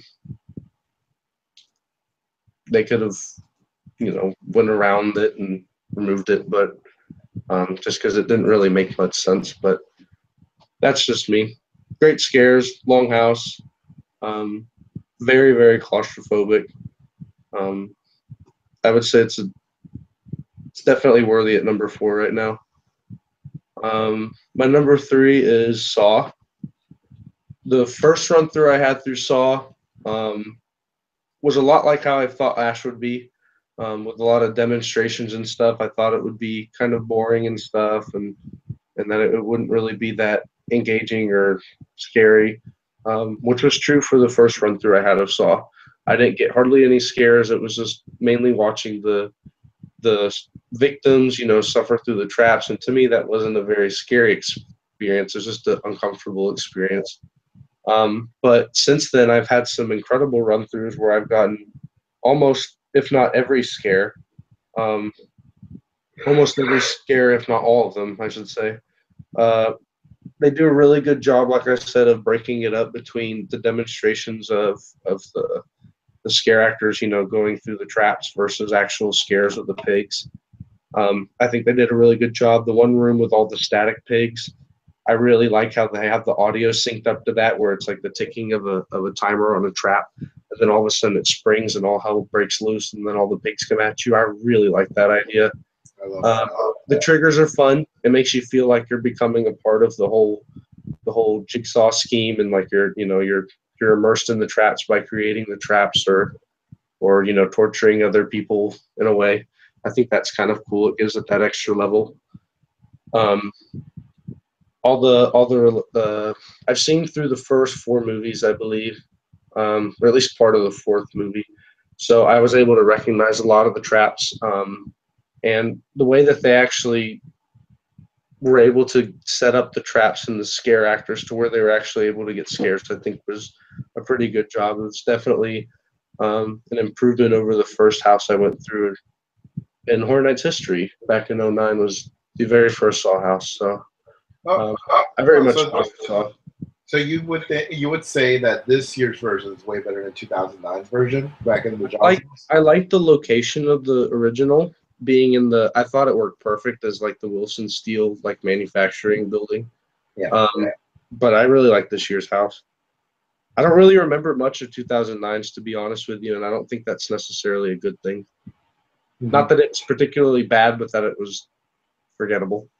I feel like it's mostly a really good copy and paste. Like they shed out the like worst of that house and promoted the best. Yeah, that would make sense too. But like I said, I just don't really remember the original that well. But where was that? Number two, I have Dead Waters. Great house, great scenic, great theming, great scares. I love so many things about that house. The only drawback that keeps it from being number one is the length. That's it. Mm-hmm. It has me wanting so much more.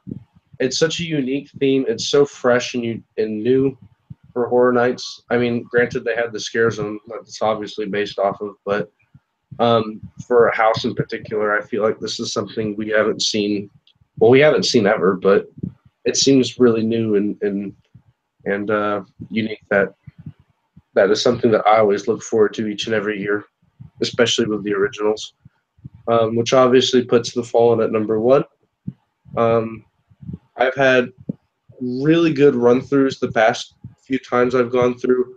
It seems to me to be the most well-rounded house between scares, length of the house, an appropriate finale that, really, really builds up off the energy of the house and kind of concludes it in a very dramatic way with all the stunt performers. Scenic obviously is great. I love how vertical the house is as well. How you have to you're constantly looking up because it's not cut off at like ceiling height. It keeps going up. The lighting is good. It can be kind of repetitive. Obviously, being in hell, it's a lot of dark colors, a lot of reds. But I think that they did a good job of breaking it up by having the different scenes, like the plague room, and they had the blacksmith or the hellsmith rather, and they had all those different, like the one hallway was pretty cool too. Fallen is my number one just because it's the most complete. It's the most well-rounded, I would say. Great scares. When I went through the other night, I had pretty much a solo run through of that house as well. I believe that was Friday last weekend, and I was able to get all the scares. The energy was really good for that particular cast. I saw things I had never seen before, like you guys were talking about the chest burst scene where he sticks his arm through. I had never seen that before, and I thought that was really cool. It's just a really, really solid house overall. My favorite right now. We'll see how this lineup changes by the end of the run. Interesting. I love those choices. All right. So in chat, Pedro2 says his lineup is Hive at 9, Horror Story at 8, Actors Evil Dead at 7, Blumhouse at 6, Saw at 5, Scarecrow at 4, Shining at 3, Fallen at 2, and Dead Waters at 1. That's a bit of a weird Blumhouse placement. At least it's down there, At least it's bottom 3. If it's bottom 3, it's a good list. Logan says, made it in time. Hasn't been to Horror Nights yet, but he'd hope it's better than Hollywood's. Yeah. Oh, yeah, it's 100 times better. From the people that came from coast to coast, that's talked to both of us, both me and Owen. They've been saying, from every which way that we had the best event. The only thing that they have that, if to make the best event, it would be our whole event, probably change up Blumhouse and put in the Titans of Terror house, it would probably be like the best Halloween event like this side of America. Right, Except exactly. Singapore. Wish we could know. Oh, Oh, maybe one day maybe one day. we can all go. What? Continue your lineup. Oh, all right then. Can you still hear me? I closed the app and I'm going to my notes document because I keep it official. Ooh, you're so fancy.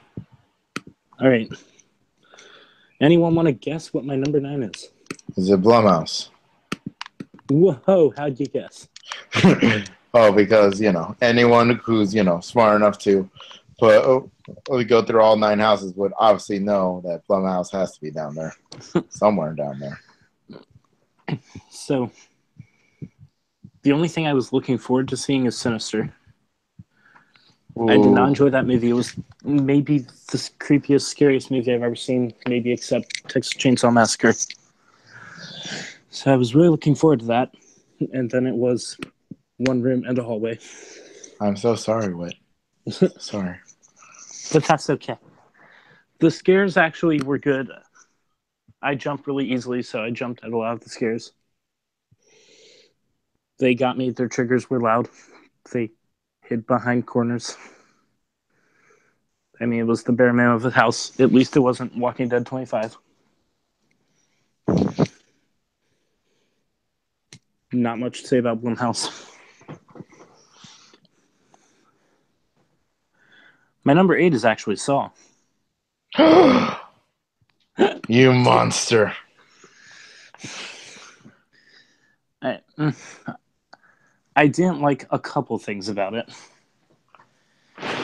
I hated the third gat that made the honking sound. Mm-hmm. That was fun the first time, but that kept happening over and over. Because once one person does the honk, everyone does the honk. And then you just hear honk, honk, honk, honk. Whit and his new dance craze, do the honky honk. Do the Soul House. I don't know. I felt it was way too easy to miss way too much of that. You have to walk really slow and really irritate the attendants if you want any hope of seeing the ribcage trap. Ribcage? You know, the one Amanda set up that rips the cop open? Oh, yeah. Now I'm talking about the angel one, right? Yeah. Like, that one's maybe my favorite trap out of all of them. I love the unwinnable Amanda traps. And that was irritating. That took me 3 times to actually see it.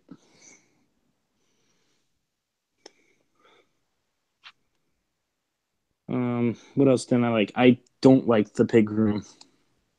I hate... One of my biggest pet peeves in a house is just where it's a room of a bunch of mannequins and, 2 real guys. It's repetitive. It's never scary to me. They do it way too much. They did it with Twisty. They did it with Jack. Now they're doing it with the pig head. And it doesn't work.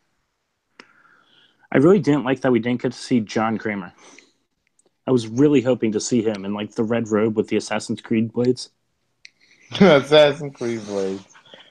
You did not. Well, back in 2009, you only saw him as a dead corpse in the end of 3, but other than that, he was there briefly, very briefly. Pretty sure they can't find really, skinny, old, white people as a scare actor at Horror Nights. Just cast one. I mean, he's so important to that franchise.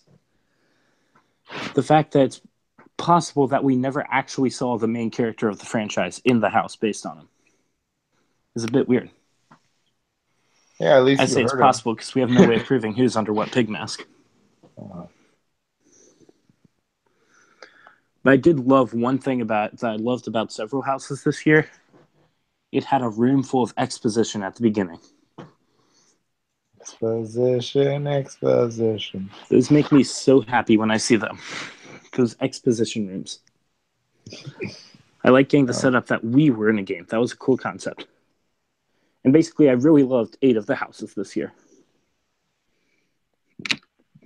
So Saw is not bad at all. It's just worse than the other 7. Mm.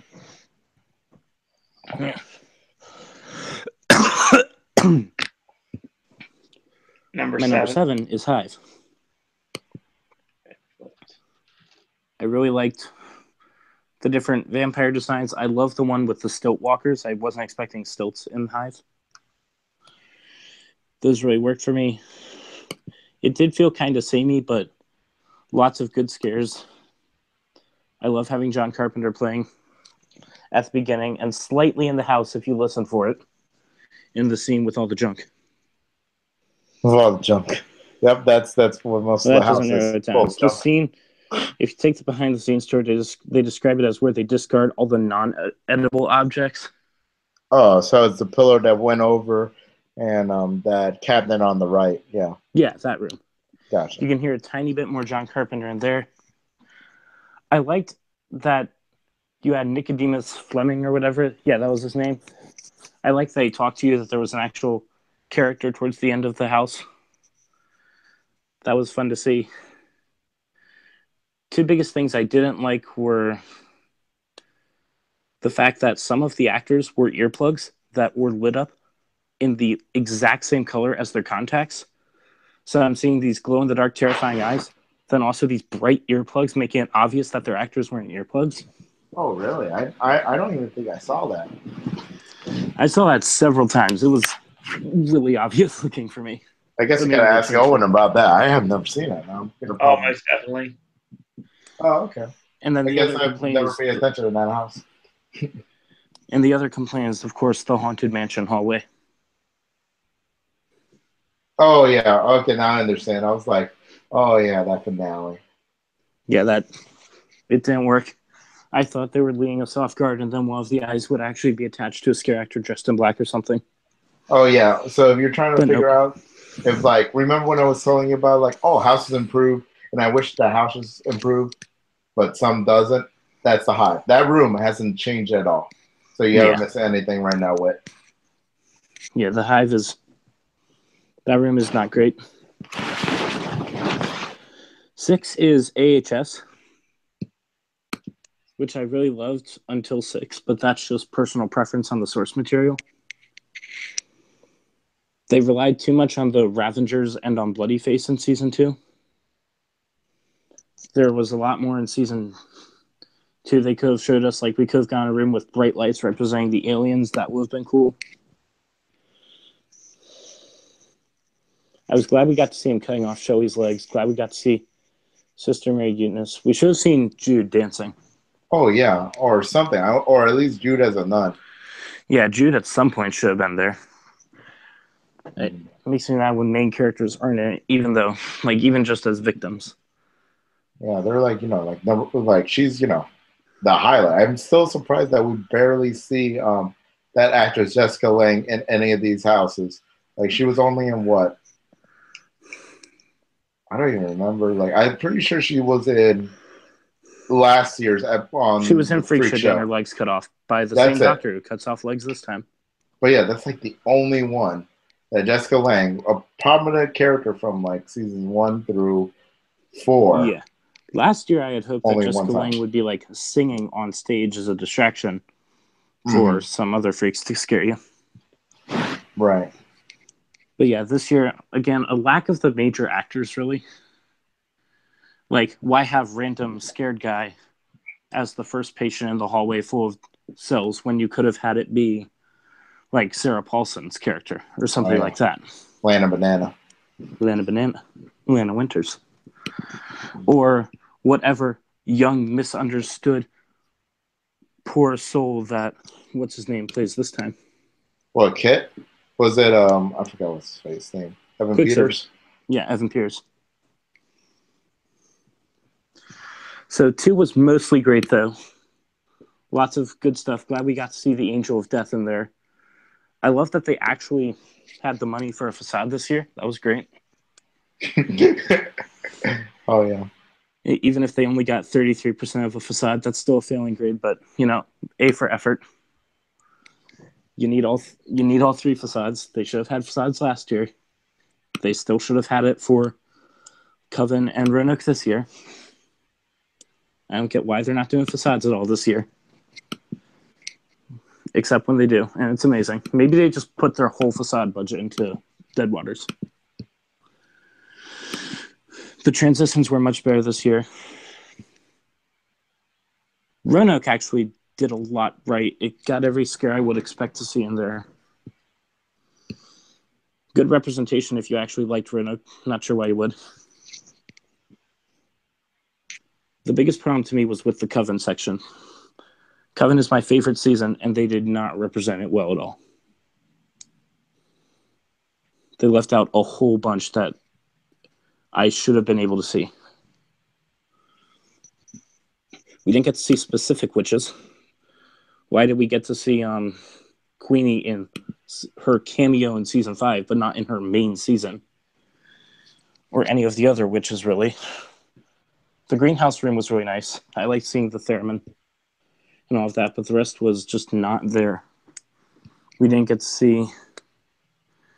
Biggest complaint was not seeing the Axeman. Instead of random Confederate zombie, which they have enough of in Dead Waters, they should have had the Axeman show up with some saxophone playing. I agree with you in all these, yeah, Coven should have been, like, way much better.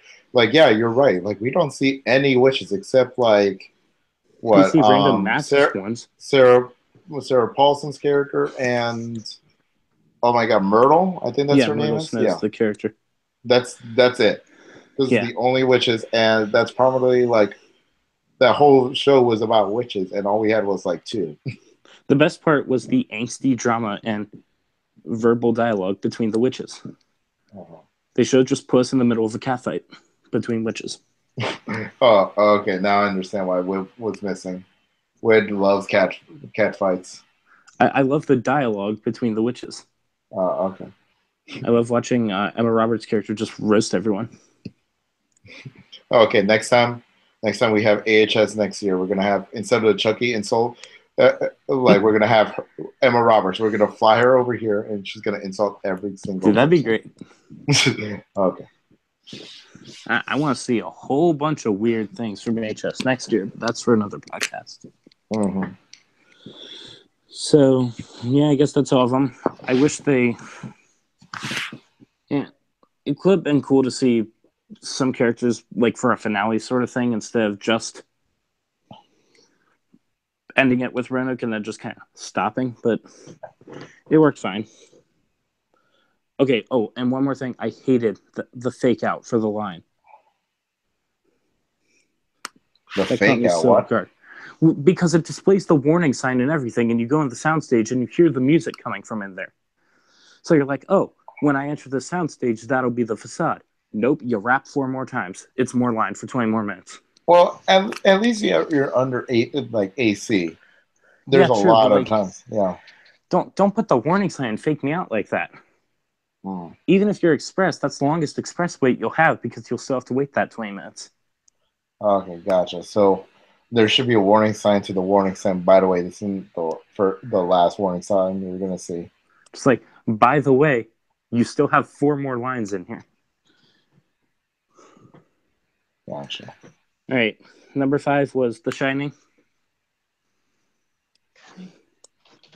Yeah. You really talked it to death earlier. Yeah, I'm sorry. But that's fine. I liked everything after the first 2 rooms pretty much perfectly. Again, another victim of where'd the facade budget go? Please build an overlook. You had 1 chance and you blew it. Build the overlook. It's too late now. Just close off the entrance and put it there for the last weekend. Yeah, I'm pretty sure they're not going to blow like thousands of dollars for 1 weekend. I know. That's the sad thing. I didn't like the whole like setup. Like it kind of felt like a trailer for the rest of the house in the second room. Just like all work and no play, tricycle, floor pattern, Wendy, red rum, axe door. Yeah. Here's everything you'll see in the next 4 minutes. Yeah, and now you're caught up to The Shining. Now for the house. And that's what you missed on The Shining. But after that, everything was really great, really accurate. I loved the way the headpieces looked. That actually was convincing enough for me. for Jack. Kind of wish we could see a live Danny in there just rolling around on a tricycle, but I get that would be hard. Yeah, if anything, they should have had the sound of him rolling on the hardwood floor. Just because that takes up like a good 10 minutes of that movie, because Stanley Kubrick's weird. I love seeing Lloyd the bartender and going outside. All of that worked out really well. Good representation of it, but just not the prettiest and not the scariest. Or not the most fun, like my number 4 pick, Ash versus Evil Dead. I really love that show. I love the character of Ash. He is definitely my favorite character in all of horror, maybe all of anything. Super great representation of him. I liked seeing...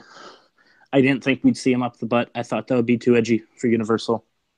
But they did it. He was up the butt. That made me happy. The one thing I didn't like was the middle section, where you just had too many of Xena's children in a row for me. That got kind of Xena's children. Oh my god. You have to go there. I'm sorry. I still have not learned that character's name. Ruby. Yeah. Yeah, the main two complaints are too many of Ruby's children. And I wish we could have seen a not evil Kelly and not book Pablo to make some fun quips like we saw all the Ashes. We should have gotten some Pablo jokes and some Kelly jokes. And we also should have seen Ruby, when I think about it. Make one of the random Deadites be a Ruby attacking us. Make it be the mean Ruby version with the dagger. Do we need to go to the mall? Oh, wait. You just don't remember. We used to have Xena, but it's now Transformers. Oh, I'm sorry. So we can't Too have much Optimus of Starscream Prime. attacking me. Yeah, have Starscream attack you. Okay. Starscream's children. Too much. Okay, you can continue. I like that The Rock's now had like... The Rock is tied with Lucy Lawless for most attractions at Universal right now. Because he'll have Fast and Furious and Disaster, and Lucy Lawless has this and that. Xena. But yeah, really great house. I loved how much they allowed it to be fun. I like seeing the big ugly thing in the basement from 2. I'm glad we don't have Hollywood's mess that I've watched videos of with black hallways everywhere. I love that we actually got to see the cabin. That's the biggest regret I have of the... Or not regret, disappointment of the behind-the-scenes tour I did. They forced us into Bloomhouse instead of letting us go through Ash. Yeah. Which means I got to see... I learned more about Insidious 4 than the trailers tell me, but it didn't let me take a picture in front of the cabin, which I was really hoping I could do, because that cabin looked dead on. I like... Linda's head was a great effect. That was amazing to see in there. Ashy Slashy, great. Jacksonville, great. Yeah, most fun house I've been in since Run. Felt a lot like Run with the rock music and the chainsaws. Did Darren channel you and brought you to life with? Because that what Darren would say right now. Pretty sure. I mean, I do love Run. Run's a great house. It's Epcot World Showcase with rock and murder. Number 3 for me then is Scarecrow. It was really scary. Probably the scariest house I've ever been in. Maybe Body Collectors was worse for me. I don't know. Super scary. Not too much to talk about. The rooms did feel kind of samey. I liked the outside part with the outhouse and the... Basically, it was a pretty good house until you got to that scene with the outhouse. And from the outhouse on, it was really amazing. I liked all the great facade, loved all the corn. Liked the bird poop scene. The corn maze at the end was actually disorienting. Yep. If I had one complaint, it didn't feel like much of a story. Like, you start in a creepy abandoned farmhouse full of evil scarecrows, and then you end still in that same creepy abandoned farmhouse full of evil scarecrows with nothing different. But its sheer scariness is enough to overwhelm that fact. And put at number 3.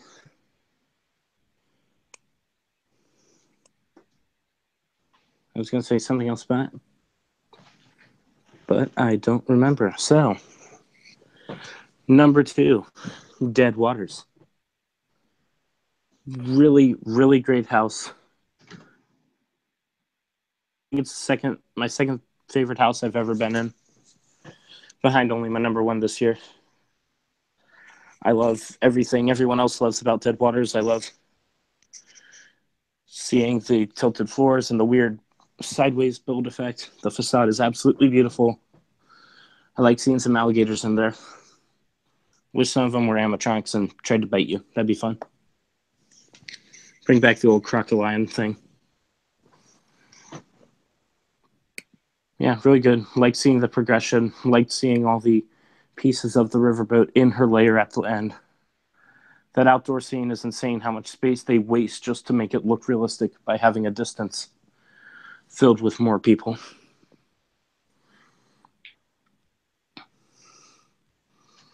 I really love that house. But not as much as I love the Fallen. Best house I've ever been through. I like everything about it. It feels like a Triple H entrance at WrestleMania. I love how I was worried it would feel kind of samey, like just hell demons, but they made it feel like different hell demons, you know? It's like very different feel to each of the rooms. Definitely one I'm glad I did that jerk move I do where I wait till the end and make sure I'm the last one through a house so I can go alone every night. That was great because I got to see all 3 of the weird bungee things. I mean, I'm spoiling it at this point. Don't listen, but I love them all. That was actually my first time I've gotten to see I guess you'd call it the normal bungee scare in a Horror Nights house. Just with the years I've done it, I hadn't seen one before. The flying overhead one was cool, but it didn't really act like a scare. It felt like a distraction for a scare that didn't actually happen. The chest rip was amazing. That blacksmith room was super good. I love the spine rip that was done in a different way from the body collector's spine rip. Nice to see them change up their posture. Very bloody. I love that. I love the first room with no scares, just the giant stilt walkers summoning wind effects and loud noises and a brass section. The facade looked beautiful. Don't know why we couldn't take pictures of it. Makes no sense to me. But yeah, all of that house is amazing. I love the drop down plank. That's what they called it. The plank scare. I hope we see more excuses for them to use flying stuff like that again. And that's all the houses. Yeah, 9. Someone wake up Owen. Hello. I'm here. I'm just waiting for my opportunity to go next. It's very valid points by everybody in the panel tonight. Very interesting. Very interesting placements tonight. So, oh man, I'm not going to continue the train. I'm actually going to derail it, Havoc style. You're not going to join the Fallen team? team? No, God, no. We'll get to that in a minute. Oh God, here it comes. Here's where everything is wrong. Here's where we're going to lose all our subscribers. We're going to be subscriberless, guys. My number 9 is the Horrors of Blumhouse. Okay. You take the sinister room and then the 2 transitional hallways, get rid of them, get rid of the purge and its 1 room and its transitional hallways, and just give those to Dead Waters. Amen. Give those to dead waters, make Mamba the official icon, and life is grand. It's a waste of Sinister. Everyone has known how creeped out I am by Bagul. Doesn't do anything to me in this house. It's just, I mean, there's a lot of potential. It's just not there. The Purge is kind of shoehorned in there because it kind of has to be. I understand. And then Insidious becomes pretty much just an amalgamation of what we saw previously and several rooms for Chapter 4, which no one has seen yet. Which is all that Hollywood's house is. So, I mean, it has the same issue that I had last year. Obviously, you know how much I love Lunatic's Playground. But I kept quoting Bill and Ted while I was waiting in line. There is no in between. Yeah, there was. It's back in 21. Oh, well, in between. Sorry. I thought there would be projection effects. It doesn't seem like there really is. No projected movies on the side of the Blumhouse. Nope. I mean, it's just, I see where people are thinking it's great. I understand where you're coming from. I don't get it. I didn't know there were those people. There are lots of people right now that love this house. Why? The finale is rushed. It doesn't seem like it gives you a chance to breathe and be able to take it in. There's one I thing could do that that finale with $20 at a spirit store. It feels like a 3D house that's not 3D. Especially when we get to the Insidious part, especially with the color pattern, it feels very much like it should be 3D, and it's not. Note to self: bring 3D glasses for tomorrow. Dude, that'd be cool to try. So yeah, I mean, it's not. I mean, it's on my list. I mean, I've only been going for a few years, but the thing is, I don't like this house. It's not terrible. It's not. I mean, it wouldn't be worst of the year material or anything, but I mean, it kind of has to be by default because I haven't gone as many years as everyone else has. But I guess it is what it is. At least it's not as bad as Dracula Untold. Nothing is that bad, sir. At least it's not as bad as the Black Spot. Absolutely nothing as bad as the Black Spot. Oh God, don't bring that up. So was Dracula Untold actually worse than Walking Dead 25? Yes. I prefer Wow. Walking Dead 25 than Dracula Untold. To me, Dracula Untold is the worst house that I've ever been through. I was thinking, I was like, wait, Walking Dead last year wasn't that bad. And I was like, wait, 25. Yeah. Oh, yeah, Walking Dead was that bad. Walker's in a hot tub. Virgo Power. Random van with a mattress hanging out of it, blaring EDM for the finale. Yeah, talking about Blumsidious, yeah, I mean, I could think of another word to use instead of Blum, but I'm not going to say it. I'm mixed company. Yeah, Pedro, the reason why you saw it and you were confused is because they basically took concepts from the trailer that didn't make it in the final film and put it into the house.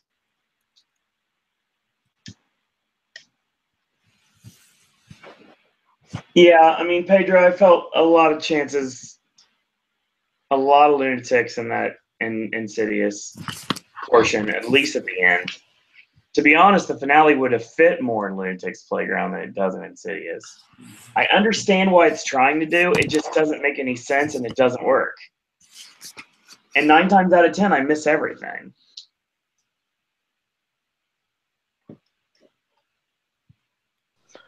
Oh, I forgot to say, this house should have been made up of Split, Get Out, and Ouija. Well, there's issues with all 3 of the above. There's a lot of people that are, if you want to talk about Get Out, a lot of people that would be butthurt if these were in the actual houses themselves. All these Bill and Ted quotes, all in 5 seconds, make me want to talk more about Bill and Ted. Get Out, butthurt. Hey, as soon as I'm done with this, we will talk Bill and Ted. Don't worry. So then we get into my number 8. My number 8 is actually going to be American Horror Story. Okay. So it hasn't changed. Huh. My bottom 2 hasn't changed. It picked up a little bit. And then I got some really bad run-throughs this week. A lot of people have been missing. It's happened pretty much the entire event.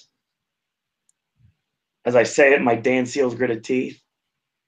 I will say right now that it just, with the first house last year, it was okay. I didn't feel like I had to be a fan of the property in order to get it. This one feels like a little bit more fan service, and I don't get what's going on. Makes it a lot harder for me to enjoy it. I love Asylum. It's entertaining. It's in your face, quite literally in some ways. Shout out. And then we get to Coven, and I don't care because it kind of loses the luster because I don't know anything about the season. And then we get to Roanoke, and it's like, this is here. And Exorcist smell. Pigs. Confusion. TV screen. Over.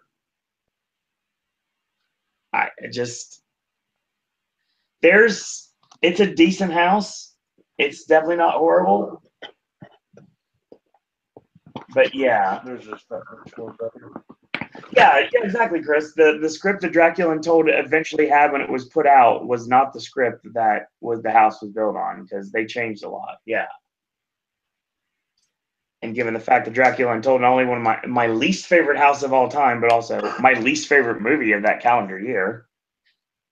It was actually on my list. It wasn't like the least favorite, but I think it was like in my top 5. I really want to love the Dark Universe, Universal. Please just let me. Well, I don't have a problem with Tom Cruise Mummy, but I know a lot of people do. Yeah, I like the stilts in the houses. That's cool when it happens. I miss a lot. There's a lot of, like, it's really interesting whenever I see Papa Legba. It reminds me of the Boogeyman by way of Dr. Facilier.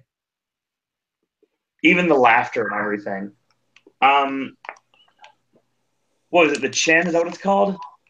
The puppet gimmick at the end? The chin puppet, yeah. Oh, I thought you were talking about the chin. Like, no, that's Ash vs. Evil Dead. That's later on. That was just AHS just deciding, hey, I want to have one of those creepy Japanese horror girls. That's Roanoke? Yeah. Yeah, there's an episode on that.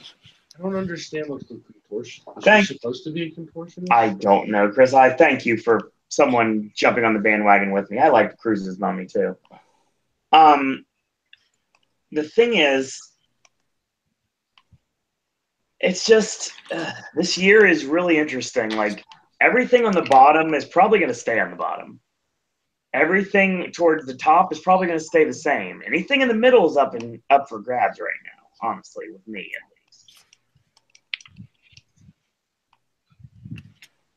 So we get to my number 7.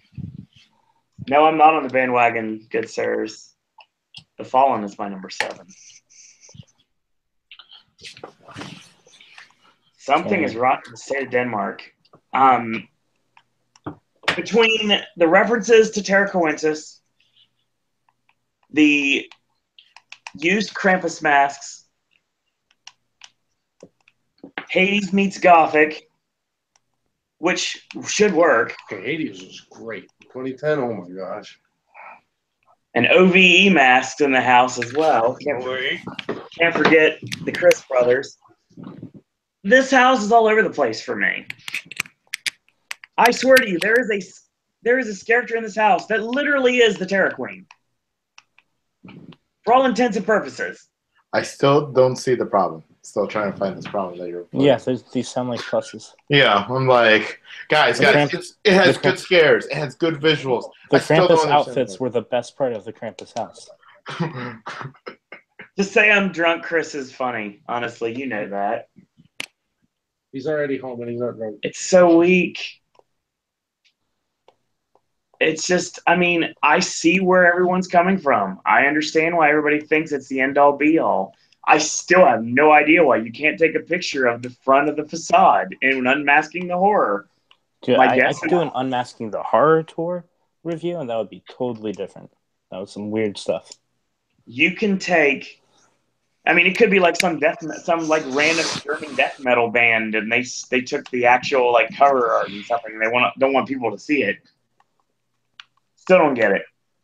I don't know. It's just, it's going off for me. It's like, it's not as strong as it was. Like, I like the bungee scare. That's great. I like the flying above. That's great. I mean, I like the Prince nod. That's awesome. And the nod to basically Body Collectors and Run with the room that basically has the Bobby Roode static figure in the middle that is not a character, it's just a static figure, and that's not what you're supposed to think. I like it when it screams like that random like demonic saying, and all of a sudden the light just go out and everything goes crazy. And the garbled sound. I've actually gone all day without humming that theme. Thanks. There we go. Glorious. Yes. Just the garbled sounds, and of course the bighorn guy from Legend that might as well be from Guar. I thought the one character behind the mirror effect right after the Hellsmith. Yeah, I thought that was a really good spot. I did not see that one coming in. That guy's huge, and that's a cool costume too. I've never seen something that looked anything like that. I'm a total fanboy for that freaking character. That particular character, at least. I get flack for this, and I'm probably going to. But like I said, I mean, just for me, like my run-throughs have been less than stellar. I've had to deal with the two P's that I hate more than anything at the event, and that's penguins and property. So that makes it even harder to be able to enjoy myself. There's obviously the B that goes with that as well, and that's bros. Bros are great to go through houses with. Not. So, I mean, it's just... Wait till the end of the night, then do it alone. First off, number one, at the end of the night, I have more important things to do. Yeah, and secondly... It's called the William and Theodore Show. Yes, exactly. I have an improv show to watch. But the thing is, and by the end of the night, that's exactly what it is. It's just, I mean, it started off really well. I mean, it was my number 5 last week. Well, not last. It was my number 5 going into the anticipation, and now it's just kind of fallen off a bit. So I'm going to be the one that makes the horrible joke. The fallen has fallen in Fallon. But wow. And I thought my fallen and I can't get up joke was bad. That right there makes my joke like have some credibility. Wow. Like okay, for example, I started off with fallen at 3. The second week it went to 5. Had a great run through the third week. Everything was on point third week, without a doubt. That was when I went through. Exactly. And I had a really good run. That's why I'm like basing. In the fourth week, just done the party. Straight up. It's like, it's, again, I will stress this a billion times. I have nothing with the scares. It's just, I'm hitting it at the wrong time. Which is a shame. I get heat when I say things that are like this. So, my number 6. Ooh, this is an interesting one. I didn't think I was going to say this. My number 6 is actually going to be 5. Okay. If any listeners is going to unsubscribe, I'm sorry, but I understand where you're coming from. You guys have a great time. Do good choices. Take care, guys. It's time to go to. Oh God, why? Tell us, Owen. Why? Hive's getting better. Scares are actually on point. The thing that drives me nuts that has already been brought up on the podcast already is the colored eyes and the earplugs. The earplugs drive me insane. I'm glad I'm not the only one. No, they drive me absolutely insane. Wait, just get a different brand. So You're telling me that one of the last scares of the whole house is there's this like weird animatronic kind of popping out vampire that's like the loudest screeching you would ever hear in a Horror Nights house. And that's it. That's not a real scare. That's just a real loud scream. That's what people in what movie critics hate of this, of, you know, like horror movies that they have, jump scares. They're just random screaming for no reason, no good payoff. You're telling me that is better than flying demons? Okay. Right now, yes. Right now, yes. Hive has actually brought it a lot lately, and I've been, given the wait times, it's been a house I've been able to hit a lot and getting some solid run-throughs. I know what I'm seeing when I go into the house, and I can't let that one go. And it feels like it's something familiar because it probably is. But the thing about it is I'm trying to judge it for what it is right now. It's weird. It's like the little things. I like the guano everywhere. It fits the gimmick of the house. I really enjoy some of the things about the house. I love the soundtrack, obviously. The facade is just terrible. I'm not gonna lie about that. It looks, I understand it's supposed to be an old-timey VHS video cover, but the only thing that would save it right now is if it was built up to be a comic book and had Ultraviolet Comics on the top of it. Wait, that's supposed to be a VHS cover? That's the vibe I get from it. Yeah, and it's supposed to be 80s theme too. But where is the 80s theme other than the cue music? That's it. See? How the hell am I supposed to know that that's supposed to be a VHS cover box without any kind of like labeling on it? Well, to be honest, that's what it looks like, and I don't know for a fact that if it is or not. That's just what it feels like. That'd be a good idea. Now, you know, it has music that is consistent with the house theme and like really fits and makes it more immersive. Like good friend of the Popcast Network, the incomparable Dr. Jimmy, got me to realize this house is basically Salem's Lot with Nosferatu. And that made me look at it in a different light. And I started really like paying attention to the house and not like looking into what could have been. I look at what it is now. There's a really great scare in the house. I really enjoy that there's a back wall, and there's this character that likes to decide to basically climb the wall, like right up in your face. I love that. That works really well. It's not scary, but it's something that it catches you off guard if you don't know it's coming. I like that. It's just improving every single time I go through it. And I'm getting a lot more opportunities to go through it because in the midst of many times of seeing Bill and Ted, Hive was one of the only houses I could go through at that time of night. So I'm because the public knows that that house is not that good compared to Scarecrow. But, I mean, I do give them, I will not give them a pass on Cary, Ohio after being promoted. The only thing there's any sort of Ohio reference, you have to know this if you go watch Take Unmasking the Horror this year, is the Cleveland Browns logo that's actually in the house itself. There's like a Cleveland Browns banner in the house. Yeah, it's not even obvious. You have to like find your way to get it. It's really hard to find it. I have yet to see it. Super weak finale. Super weak finale. But everything else just hits for me. Will it drop? Yeah, it could. I guess we'll just have to wait and see.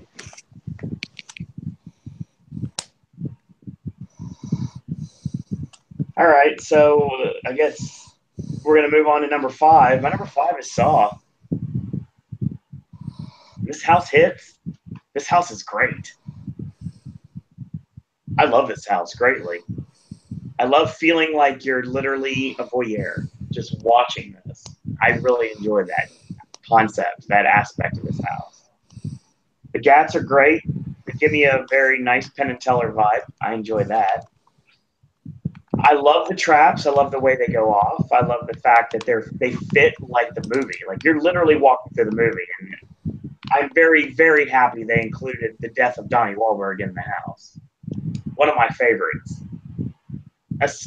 A part of the movie that AJ to this day still can't watch. It's just, I like the recreation of the How'd he die again? What trap got him again? As when he got crushed by the giant ice blocks. Well, it's not really his trap. It was someone else's trap that he failed to finish. You said Donnie Wahlberg, and I was thinking the main detective who did the killing of the last couple movies. That explains it. Yeah, that's Hoffman. Hostess Not the same Mandalore. character. Hoffman, Wahlberg, not the same name. Okay, continue.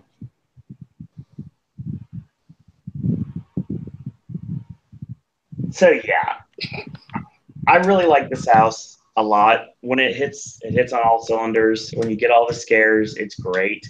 It's a timing house, just like most are this year. But yeah, it's really solid. I wish there was more to what we're going to get in Jigsaw than just the one trap that is at the finale, which is basically going to be, it's already all over the trailers. So, I mean, we already know it's going to happen. So, I mean, it's solid. I enjoy it. And it's something that we anticipated. We talked for 40 minutes on the podcast about it. And I was very happy with it, where it turned out, to be honest.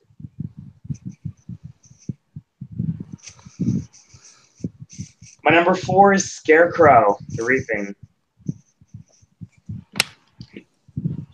It's like you don't even know. Okay. It's your opinion. You have really good opinions. That means his ash is high. That's okay. Yeah.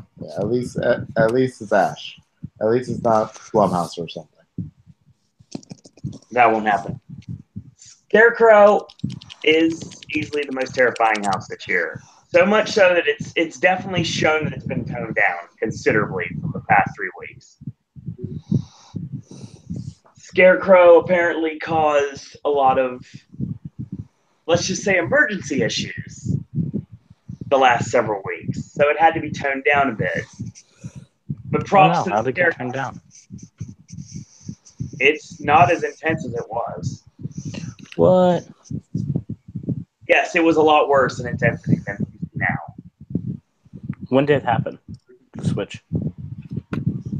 Well, like I said, it's just one of those things that just takes one incident to ruin it for everyone. But that's just how the world works.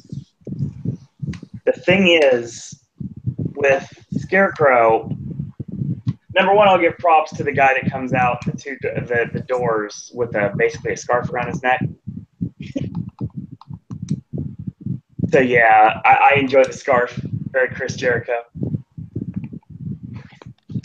But I like the scares in this house. It's really nice and claustrophobic. It is a much better Tomb of the Ancients. I completely agree. And it literally has almost the same exact ripoff of the first couple rooms of Tomb of the Ancients anyway. But done differently with the drop doors and everything. I like the feeling of this house. It feels right. I love the finale of this house. I love the setup to the finale of this house. I like how you don't know where the scare's coming from. I enjoy that too. Pedro says the scarf of Scarecrow, drink it in, scream it out, man. Diego's the only one on the panel who probably gets that. Yeah, I do. I enjoy this reference. Thank you. So good. We need more Chris Jericho references. Oh, Literally. I'm pretty sure going to be in the list because you put You know what people are dumb if they think we're going to get next year? What? It? Oh yeah, if it appears next year, I will eat my hat. If it appears next year, I'm going to wear a scarf and go full Jericho cosplay in that house. Oh, that'd be cool. So, I don't know where we got with this one. But still, yeah, it's a solid house. I literally watched, and with Diego, I believe Diego was with me, yeah. We witnessed the girls just fall. Yeah, we literally were talking about this earlier. Yeah. Exactly. So that's the intensity of this house, and it was a lot more intense before. Characters bring it every single night. Everybody does a really great job in their roles, and I'm very happy with this house. I understand why it's everyone's number one. At least most of the general public likes to put it at number one. But for me, there's 3 more that most likely there's almost no way they're going to change. My number 3 is Ash versus Evil Dead. Groovy. I love this house. I absolutely love this house. And for reasons, as Ashley would say, I watched my first episode of the show this morning. Finally, it took you this long. Well, things happen sometimes and cause you to pay attention. So I decided to watch my first episode, and I was like, thank you, Darren. Exactly. Darren said groovy too. So the thing is, I love this house. It's the one I've been through the most. Thank God, because of the way the queue is this year, it's the shortest line every night, which means I can go through it numerous times. I went through Alone 3 times in a row and still had time to make it to Scarecrow. Exactly. I love the feeling. I love the soundtrack. I love the way it works. It's a TV show I don't feel like I have to watch in order to get the house. I get the house 100%. But you should. It's bloody. It's violent. It's funny. It pushes the envelope more than we've had in a long time. Like, there's some things that I didn't think they would get away with after I heard about them.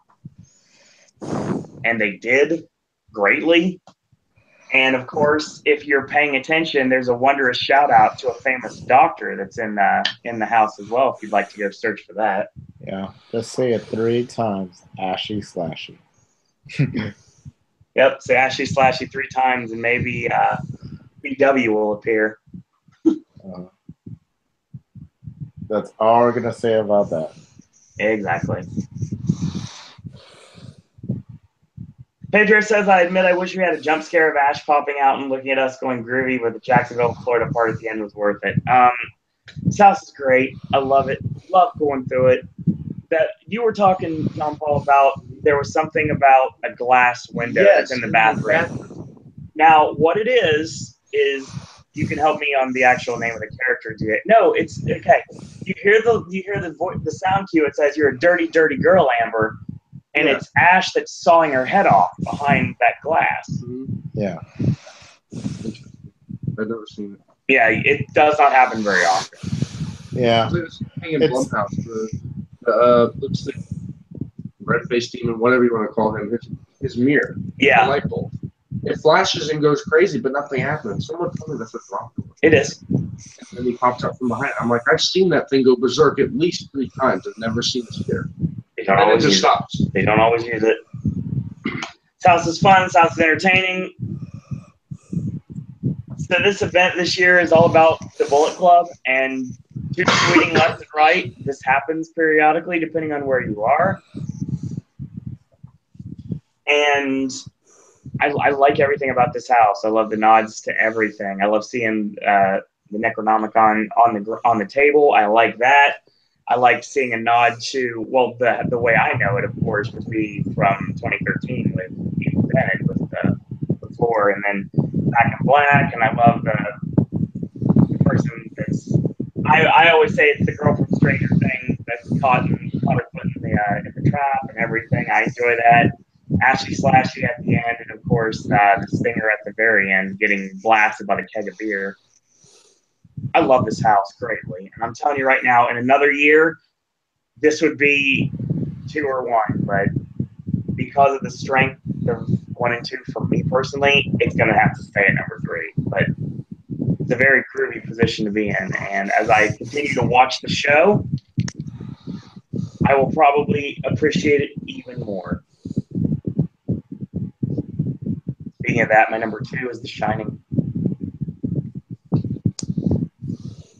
Literally walking into the movie. We made comments about it coming to the event.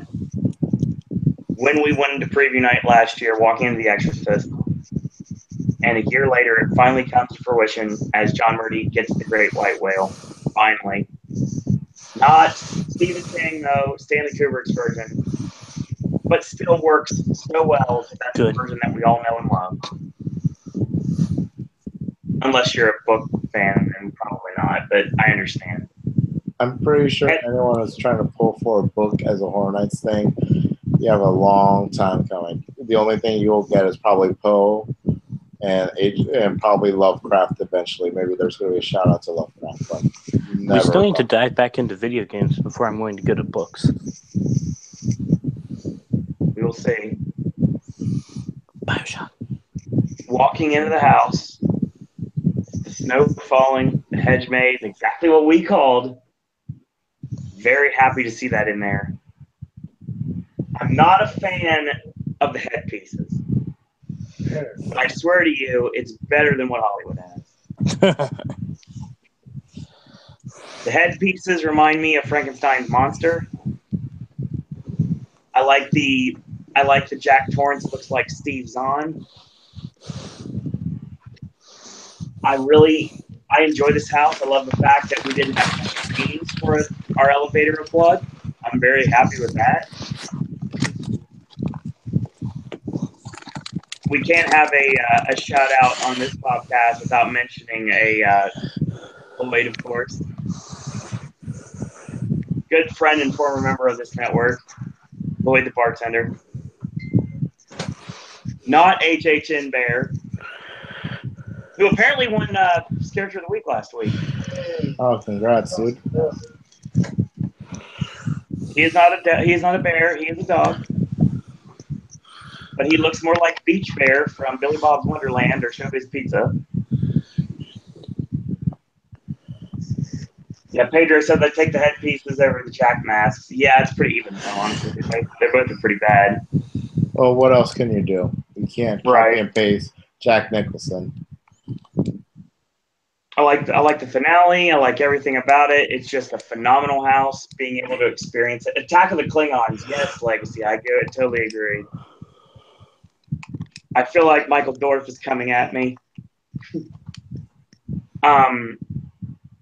It's just, I like this house a lot. Speaking of Brad Dorff, next year. God, I hope not. I know. But it's going to eventually happen, according to the shirts. All two of them. Yeah, maybe when they finally sell out a film vault, potentially someday. Yep, 2095. If anybody's still, anyway. The thing is, I love this house,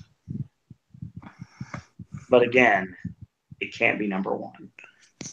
Because the font's number one is The Fallen. It was a trick the whole time. And will always be a house that we predicted after 24. A house that we said in December was going to happen this year. What should be the rightful icon of this event. And the first time that a proper voodoo theme has ended up in our event. Oh, I didn't know Penn and Teller was in this event. Without a doubt, number one still is Dead Waters. I love this house in every way possible. I wish it was, like I said, 3 rooms longer would be perfect. Mm-hmm. Characters are on point. I wish Mamba would do more, but I understand. I like the weird, Coraline masks. Mm-hmm. Those are super cool. I like those. That kid was creepy in Scare Actor Dinner if you did that. Very nice. Love the Coraline masks. Where's the love for Mark Twain, damn you? I was the first person to bring up Mark Twain, thank you. And confirmed on Unmasking the Horror that that's exactly who it was. I'm happy with that. I do like the random old timer that literally on the right-hand side that just straight up just never left Ghost Town. Same exact garb and everything. I absolutely love this house. It's the scenic, the riverboat. It's just the dilapidated riverboat, and then the ghillie suits. First room. Oh my God, it's just amazing. The tilted floor returning again. I love it. I love the mirror effects, basically showing the water in the bayou and the crocodiles. Stinky Pete, yes, Chris, I completely agree with you I there. really like how it opens up again, and you see like the bayou house there Yes. on the water, and you see the moon. If you look to the left, back far enough, behind all the zombies, you see the moon on the wall. I like that too.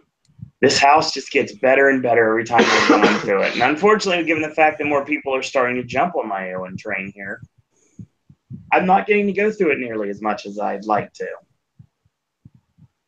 But hopefully I can rectify that soon. I've only been through Dead Waters 17 times. Oh, I'm so sorry. When you go every night, though, Whit, that's a terrible lineup. Yeah, I guess it is. Because I hit like every house twice a night. Yeah, because how many nights have there been so far? 13? 15. 15? So yeah, that's almost like only one run through the night. 15 nights and then employee preview. So I've been 16 nights now. And Dead Waters we hit twice on employee preview because there was no wait. We did an 18-1 on employee preview. Me and Diego did. Yep, it was legendary. Oh my god, it was amazing. I love it. And we saw Bill and Ted too. So, keep your panties in the twist. We did everything. Yeah, because Cash Only wasn't showing that night because of the hurricane. Yep. So I love the house, and it's getting better and better and better every time. This character's really getting into their roles. I like everything about it, and it's going to continue to be number one. I don't see a way it's going to drop off. I'm going to literally have to get like the worst run-throughs in the history of ever in order to move anything out. In Shining, I'm getting more better run-throughs every single night. Now that I've learned the wonderfulness that is Finnegan's holding area, we've been hitting Shining at least 2 or 3 times a night before the park even opens. And we're going to do the same thing tonight. Oh, damn. It's already 12. No, fuck me. Dang it. Oh! Wait, is it Wednesday night already? Yep. Is it that time of the Especially year? Wednesday morning. Yeah. It's Wednesday I mean, are morning, there guys. Wednesday horror nights yet? Yep. Yep. Happened last week. Wow. Oh, wow. All right. The event grows up so fast. So, obviously, speaking of growing up fast and speaking of things that have happened, obviously, we can't deny the fact that there was a tragedy, a huge tragedy that happened in Las Vegas, and it's caused the event to change quite a bit. Yes. And a lot of just straight up douche canoes have caused a lot of trouble for this character community. I'm not going to give any credibility to anybody in any sort of way. I'm just going to say that karma's a bitch, and enjoy your time in jail.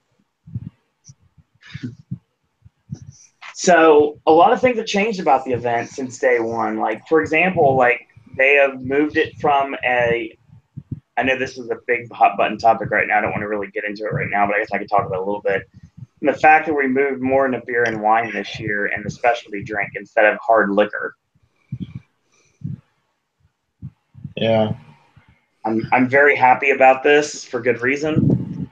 We should be I want this event to be dry more than anything. If they could find a way to make the money back, then I think it will be within the next 5 years. Sell shirts for original houses. I would buy them. Yeah, but the general public wouldn't buy them. And that's who you're marketing this event to. Keep forgetting that pesky here. detail. Everyone on this network, everyone that's listening to the show right now, anybody that's doing any sort of YouTube videos on Halloween Horror Nights, they've got our money. They have to get the money of the people that have never been, have no idea what the event is. And an original house may look cool, but it's not going to make the money that it's good. That's the reason Legendary Truth didn't have as much merchandise, because when we finally got merchandise, people didn't buy it. Only the diehards did, and it wasn't enough to justify making it. Yeah, we were supposed to have Legion-specific shirts. There was like a couple hundred things that was like supposed to be sold, and that never went through because, XYZ didn't sell, so why bother? Why bother copy and print this one? So we are not the demographic that is being promoted to. And I understand that completely. See, yeah, I understand. It's like Pedro says, honestly, I've had a lot of bad run-throughs with people bumping into me drunk, and it's ridiculous. I want to enjoy a house or zen without people with foolishness with the actors. Legacy says they won't get my beer money. I see a lot of people still drinking. I do. There was a kid dabbing on every scare actor in the forum one time I ran through it. Can you super kick that kid for me, please? It was hard to watch. I'm so sorry. I don't know. I mean, it's just been a really interesting year. Like, they started with the alcoholic specialty drinks that ended up turning into non-alcoholic drinks. It makes me very happy. Well, here's one thing that I'm not happy about. One of the major And things then that my like beer. no. One major thing like actually like it's kind of serious. Like one of the events that like one of the things that like became normal through the events like since like 2008 I believe or even before that I don't remember, but they had blood bag girls all around, like from like house lines to like outside scare zones and stuff like that. And what I'm really sad about is they even advertised that we were gonna get a specific kind of heart containers instead of blood bags, and they even got blood bag girls waiting to work. So there's reports saying that like they clocked in and they figured out at that same second that they're not needed anymore, that they were let go. So like 50 girls who just like wanted a job, a seasonal job. How they figured out they were not going to get be used was the day of, was Friday, event night kind of day. That's kind of Universal. That's a low blow. Can you just at least when you decide you're going a dry event, don't sugarcoat the people. Don't tell them, by the way, there's going to be alcohol. By the way, there's this. By the way, there's that. So you're like hyped up the people. You made people believe of an event that actually wasn't going to happen. You just pull the plug like on the very second. Kind of a, at least guys, at least don't advertise it at all. At least tell them or like have like a public kind of thing. Hey guys, we're cutting this and this because of the negativity against our scare actors. I believe if they went that way instead of, oh, it's the first night and you see all these changes, not a smooth move. But yeah, a lot of things have forced things to change. And now instead of the blood bags or the hearts, the Jello hearts, they now have popcorn on the stands. Yep, cold popcorn. I'm very happy about this. Honestly, I want the event dry, and I hope that it does get that way very soon. I don't know. It's gonna be one of those things that like, even if you try to make it dry, would the drunks still get drunk somehow? Like through City Walk, or they're gonna pregame too hard, and there's still gonna be issues like that. I would be happy right now if we could like breathalyze people before they walk through the gates, but you can't do that. Yeah, I'm pretty sure that's kind of a big no-no, but whatever. Oh, I don't know. We'll see. If I don't know, it feels like it's gonna take a couple of things away from Horror Nights that like I wish it wasn't gonna go away, but at least for the safety of the scare actors, I'm happy about that. That's the only reason why I'd like this, is because that maybe just somehow scare actors' safety is brought back to be number one instead of giving the drunks what they wanted. Well, you can't take the alcohol away from the event completely because you're not going to, even though it's not going to be there, like Chris said, they're still going to drink. They're still going to pregame. But honestly, if they're too drunk to come in the park, they shouldn't be allowed to.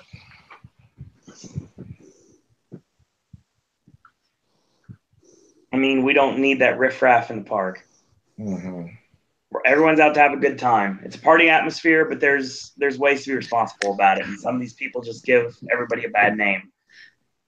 I hate alcohol. I'm completely against it, but I understand the place for it, and it makes a lot of money, and it keeps a lot of people in work. Like my dad actually delivered beer for many years. So yeah, I put food on our table for the most part. So I understand why it's needed, but I mean, one of the things about it is it's just there's moderation, and a lot of people don't know what that word means. And functioning alcoholics, I mean, seriously, it's like some people can handle their alcohol. About 30% of the people that come to horror nights can't. Yeah. And then they make things harder for guests. They make it harder for characters. They make it harder for themselves. And then they see the inside of a nice white tent at the end of the night, wondering what happened. Apparently, one of the other nights where the guests were rather unruly. It wasn't that they were drunk; it was that they were on some other substance. Yeah, I That love was the problem. Yeah, Obviously, controlled substance. There's people is get an issue. the houses smell like. I mean, some of the houses, some of the lines smell like weed. I mean, you can't do anything about that. It's like Well, yeah, but still, it's something that shouldn't be allowed in the event either. Yeah. But yeah, it's like one of those things that like I think would improve in some way, but it will never get the people like I don't know. Halloween events bring out the worst in some people. It's like they think of scare actors as less, and that's why I hate them most when I see that in the streets. That's like one of the biggest things I hate. Sometimes like I alert security. I tell cops what's up and I try my best for like no scare actor to be harmed like from there on out.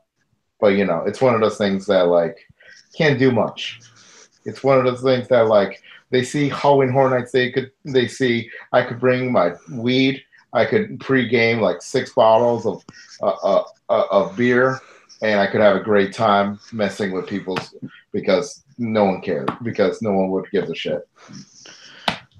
There is no difference between a percher in the street and someone in a Mickey Mouse costume on Main Street. I mean, seriously, like Except maybe the percher's more comfortable. sometimes. The thing is, it's one of those things that people have to know their limits. The ones that don't, they should be cut off. If they resist, then they should be kicked out. They should be trespassed. I mean, I'm all about thinning the herd here, especially at the event. And it would be nice, given the fact that we're starting to get into the busier times of the year, it would be nice to cut the riffraff out of the park. I know you can't do it, but it'd be nice if we could. Here's a question. This so-called game that's been going around. Try not to give it credence, but I understand. I know.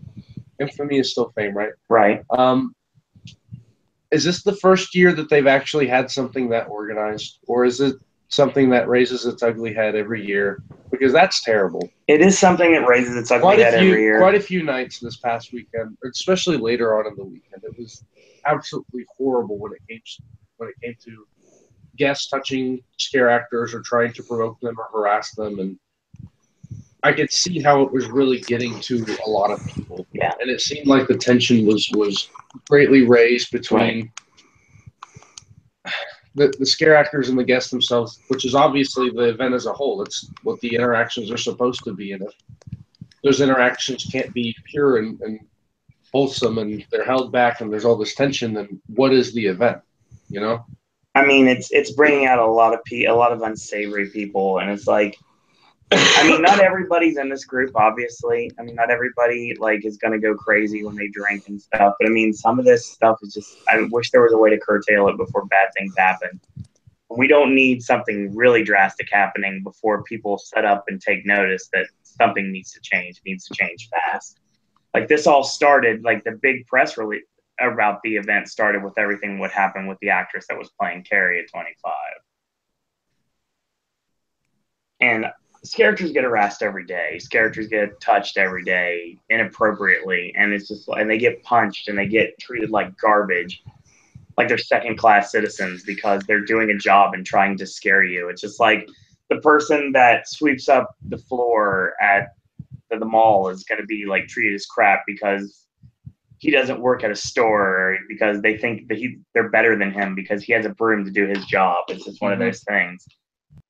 And it's just, it upsets me because I have a lot of friends in the streets, and in the houses. I have a lot of very important people in my life that are in present company, of course, and not present company, that really mean a lot to me. And I don't want to see anything happen to them. And it's just like, if some random idiot just like does the wrong thing, it's just like, it's going to make it even worse.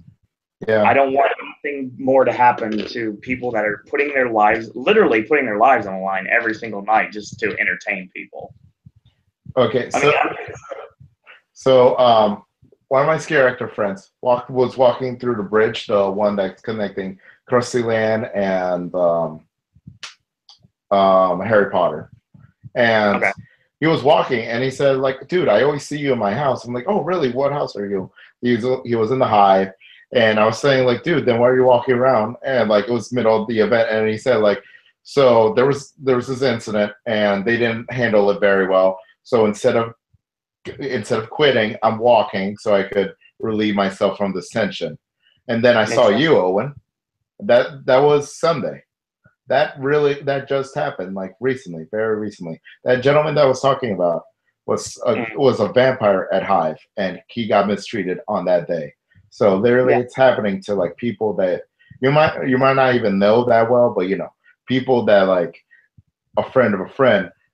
Like if you know anyone in the event, you would know one of those poor souls is actually attached to you in some weird way. Right. So that is like the most like saddening thing, that like people that that are really great people, and what they just want to do is try to scare some people, enjoy, have fun, live the event and as their way, get hindered by some drunk or some druggie just thinking that he's all macho, trying to protect his girl or significant other by punching a random person who just was paid to hit this trigger, pop out, scare you, and repeat for the next 45 minutes. It's true. So yeah, it just takes one goof to ruin it for everyone. So just everyone that's listening to the show tonight, just like understand moderation. If you're going to drink, then make sure you watch what you do, because not everybody can handle their alcohol as much as they think they can. And the ones that can, I don't want to take that away from them, but obviously just be responsible about everything. Just don't swing. Don't scare the scared. You just look like a moron. So, and I know because I saw it happen, and I just called the guy too stupid because he was just dumb. So I mean, it's like, if you're listening to the show, then really like understand what these characters are going through every single night. They're literally entertaining you 45 minutes on, 45 minutes off, numerous times a night, and they don't have to do this. They're doing this because they want to.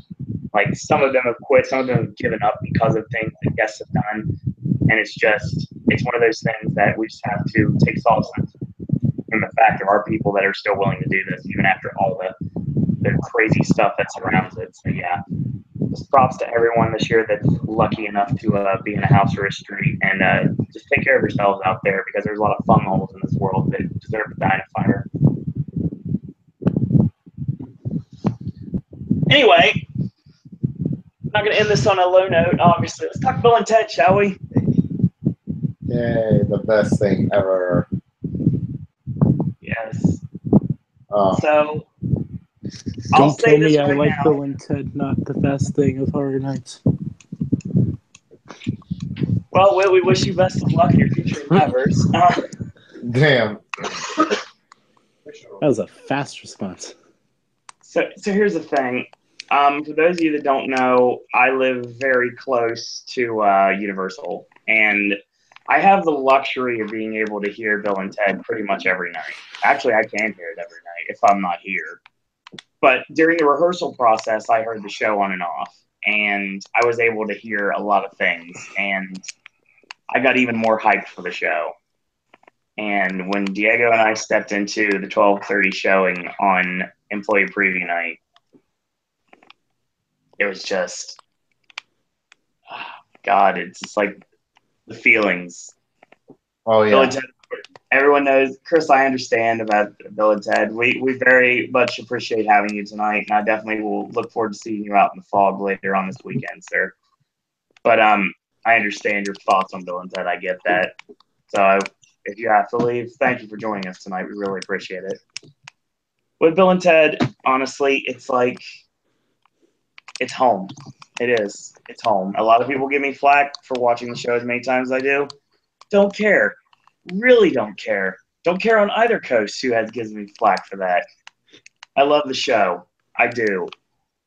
26 was not a very incredible show, but it was a show I connected to because I was able to get the access to be able to see it in a way I've never seen the show before. Because of some most excellent friends, I was actually able to be pretty much front row center nearly every night. Diego can attest to this. Yep. I joined him in some nights. Yes, it's true. And I really got an appreciation for the show, and obviously this is the one thing that I care about that's left at Horror Nights other than the houses. Like I said on Twitter, the houses are good to great, but Bill and Ted is on a completely different level this year. And this being the last year of Bill and Ted's Excellent Halloween Adventure, it's one of those bittersweet moments. Like right now, for a lot of reasons, I want the event to conclude.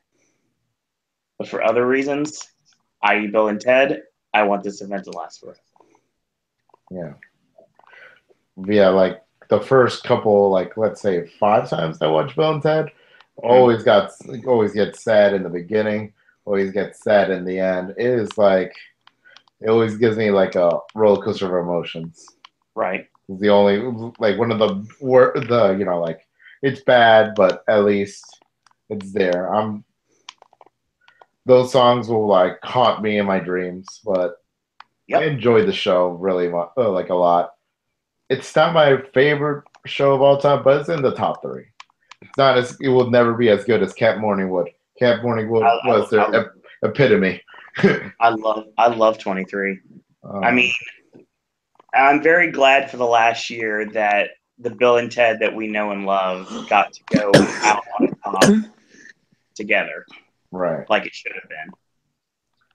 But, it's one of those things that I'm like, if we look at society right now, it feels like if Bill and Ted didn't conclude soon, it was going to be society that would end Bill and Ted.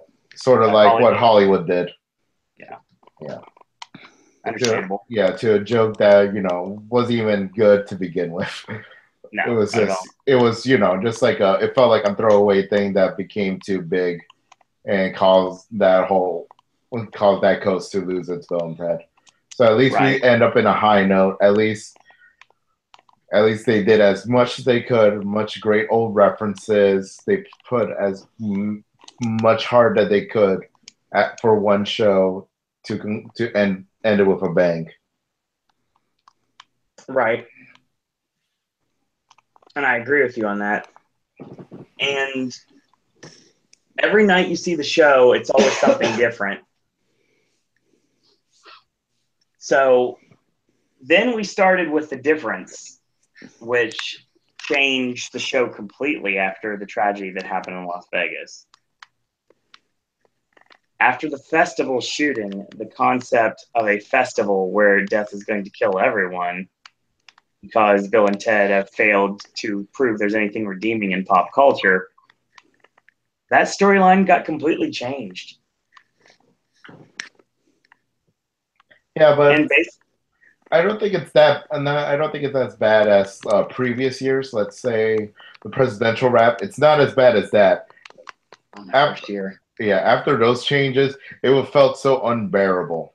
Like just that section alone. But at least this thing, like it removes a lot of great jokes, but it brought a new one, and it still has some flow with the story. It's not as like well-oiled machine as it was, but at least it's not as bad as it could be. The writers got like a good medium.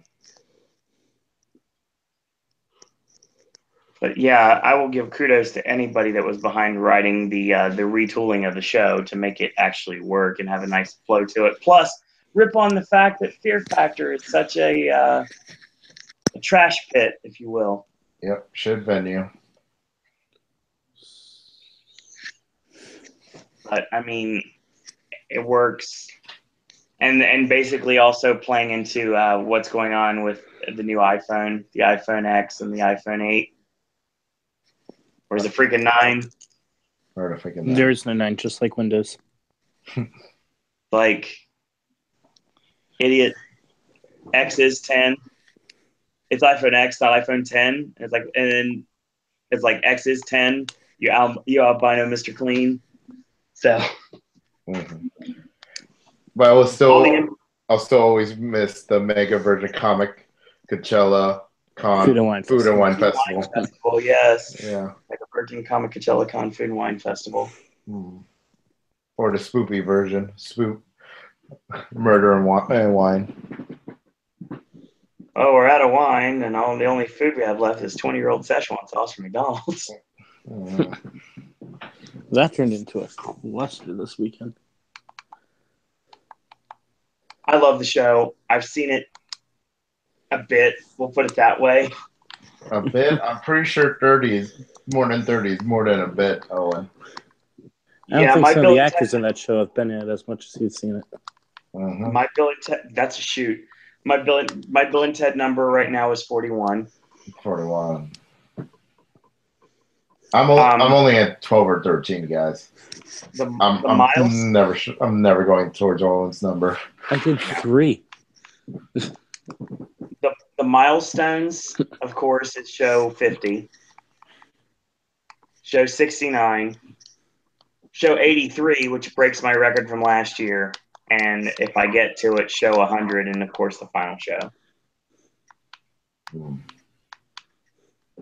I watch it at least 3 times a night. Honestly, I love the show. I have a lot of friends in the show, a lot of acquaintances in the show, a lot of great moments you don't see unless you watch every show. Like the other night when the sound went out during the 10:15 show and they had to improvise and they pushed the show to about 45 minutes. When Academy of Villains shows up in the crowd and they hyped up the event even more so. I love the Knott's Berry Farm reference to the hanging that no one seems to get. Except you and I. Yeah, we're all anybody in this network right now gets that Knott's reference, and I pop for it every night. I heard a Knott's reference when I went, but is this part of the rewrite? Not really. I think it was like, when was it introduced? Like week 3, week 2? It was added not with the rewrite. It was just the fact that everybody saw the hanging and they wanted to make fun of the fact that their Trump stuff is a lot similar to ours.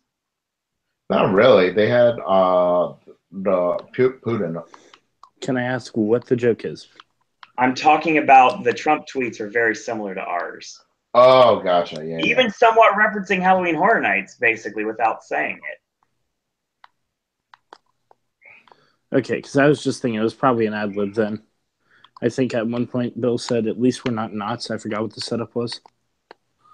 Yeah, it was like Trump tweets. I think it was the first Trump tweet. It was after the second Trump tweet. Trump tweets. Oh, okay. China stole an American drone in unprecedented act. China bigly unprecedented. Unprecedented doesn't even make sense. You don't make sense, Bill and Ted. Your show sucks. Sad. # greatest. Oh, yeah, that. At least we're not Knott's Berry. Okay, as Owen will start from beginning to end of the Bill and Ted, and that's how we're going to end tonight's show. Owen, yes. Start dancing. I mean, I haven't heard the new version, please. Oh, it's okay. Not going to do it live. Show's stellar this year. Absolutely love every second of it, and everybody rolls with the punches every single night. It's nice. If you want pictures of Bill and Ted this year, I will say right now your group has 10 people. That's the cutoff that they're doing this year. Only 10 people can get in, and that's groups of 10. And if you have a group, you cannot take solo photos. You have to take them with your group, and that's what will cut the line off. I did not realize that was the thing, so I'm going to be the only person whose Twitter picture is not a picture of me with Bill and Ted. It's not easy to get this year. I didn't get mine until last week. I feel like I'm the only one. I'm probably going to try for another Bill and Ted picture eventually. I will say, Diego, that Darren wants a picture this year, so maybe a picture with the three of us and them would be a good idea. That's true. You should get him to take a picture with just like a gap between them so I can Photoshop myself in. Haha, no. I'm going to tweet them, see if they'll do it. So yeah, shout outs to everybody in Bill and Ted. A lot of my good friends, a lot of my acquaintances, a lot of people that have become like good friends, a lot of people that I'm glad I know in one way or another. So yeah, very awesome show this year. I'm very happy to be able to see it every single night. Watched it at least 3 times tonight. So yeah, I sort of want to thank every single actor, actress, dancer, makeup artist, writers, anyone in the back, techs, the person who drops Lady Gaga, all those people. I love all of them. I'll shoot with you. We normally don't name drop, but at the end of the last podcast we do next month, I'm name dropping because it's the last chance I'm going to have a chance to really name drop the Bill and Ted cast. Yeah.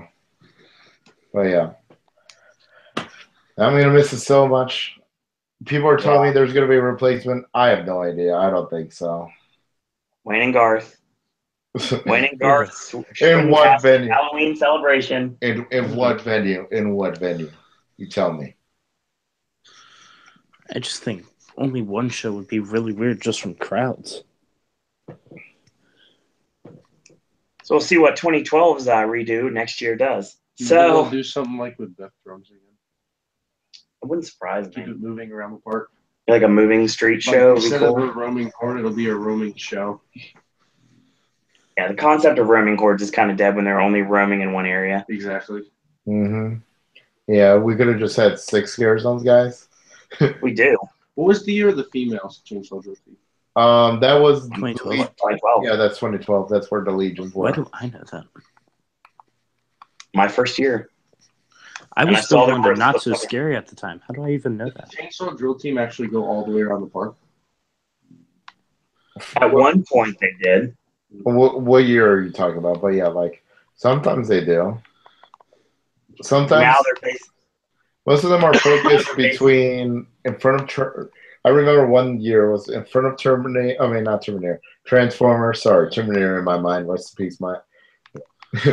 And Rest in peace. yeah, in Springfield, they mostly like transfer over there. Like they jump back and forth. I remember one year, but I don't think they did a whole 360. Like I never saw Chainsaw Drill Team at like Men in Black because of obvious reasons. But so that odd statement at the very end is going to end the show tonight. Oh, okay. We didn't go as long. We went longer than I thought we were going to go tonight. A whole hour, probably. Yeah. Yeah. And we just had 4 people. That should say something for us. Oh yeah. Yeah. I think if we had the whole elite, we probably hit to 2. So I want to thank Pedro Navarro and Pedro Porto, as well as one Triple S with his beer money reference, which I appreciate. Thank Chris, HHN Legacy. I want to thank Darren for popping in the chat. Thank Cassidy for being in chat as well. Logan Burton was in for a little bit talking Hollywood. Starting to get to your comments, Logan. We kind of got like sidetracked. My apologies for that. Looks like very soon we may be doing a Hello Scream podcast. Oh yeah, I went to Hollow Scream. By the way, It's I'm me not happy. Talking about the wrong one.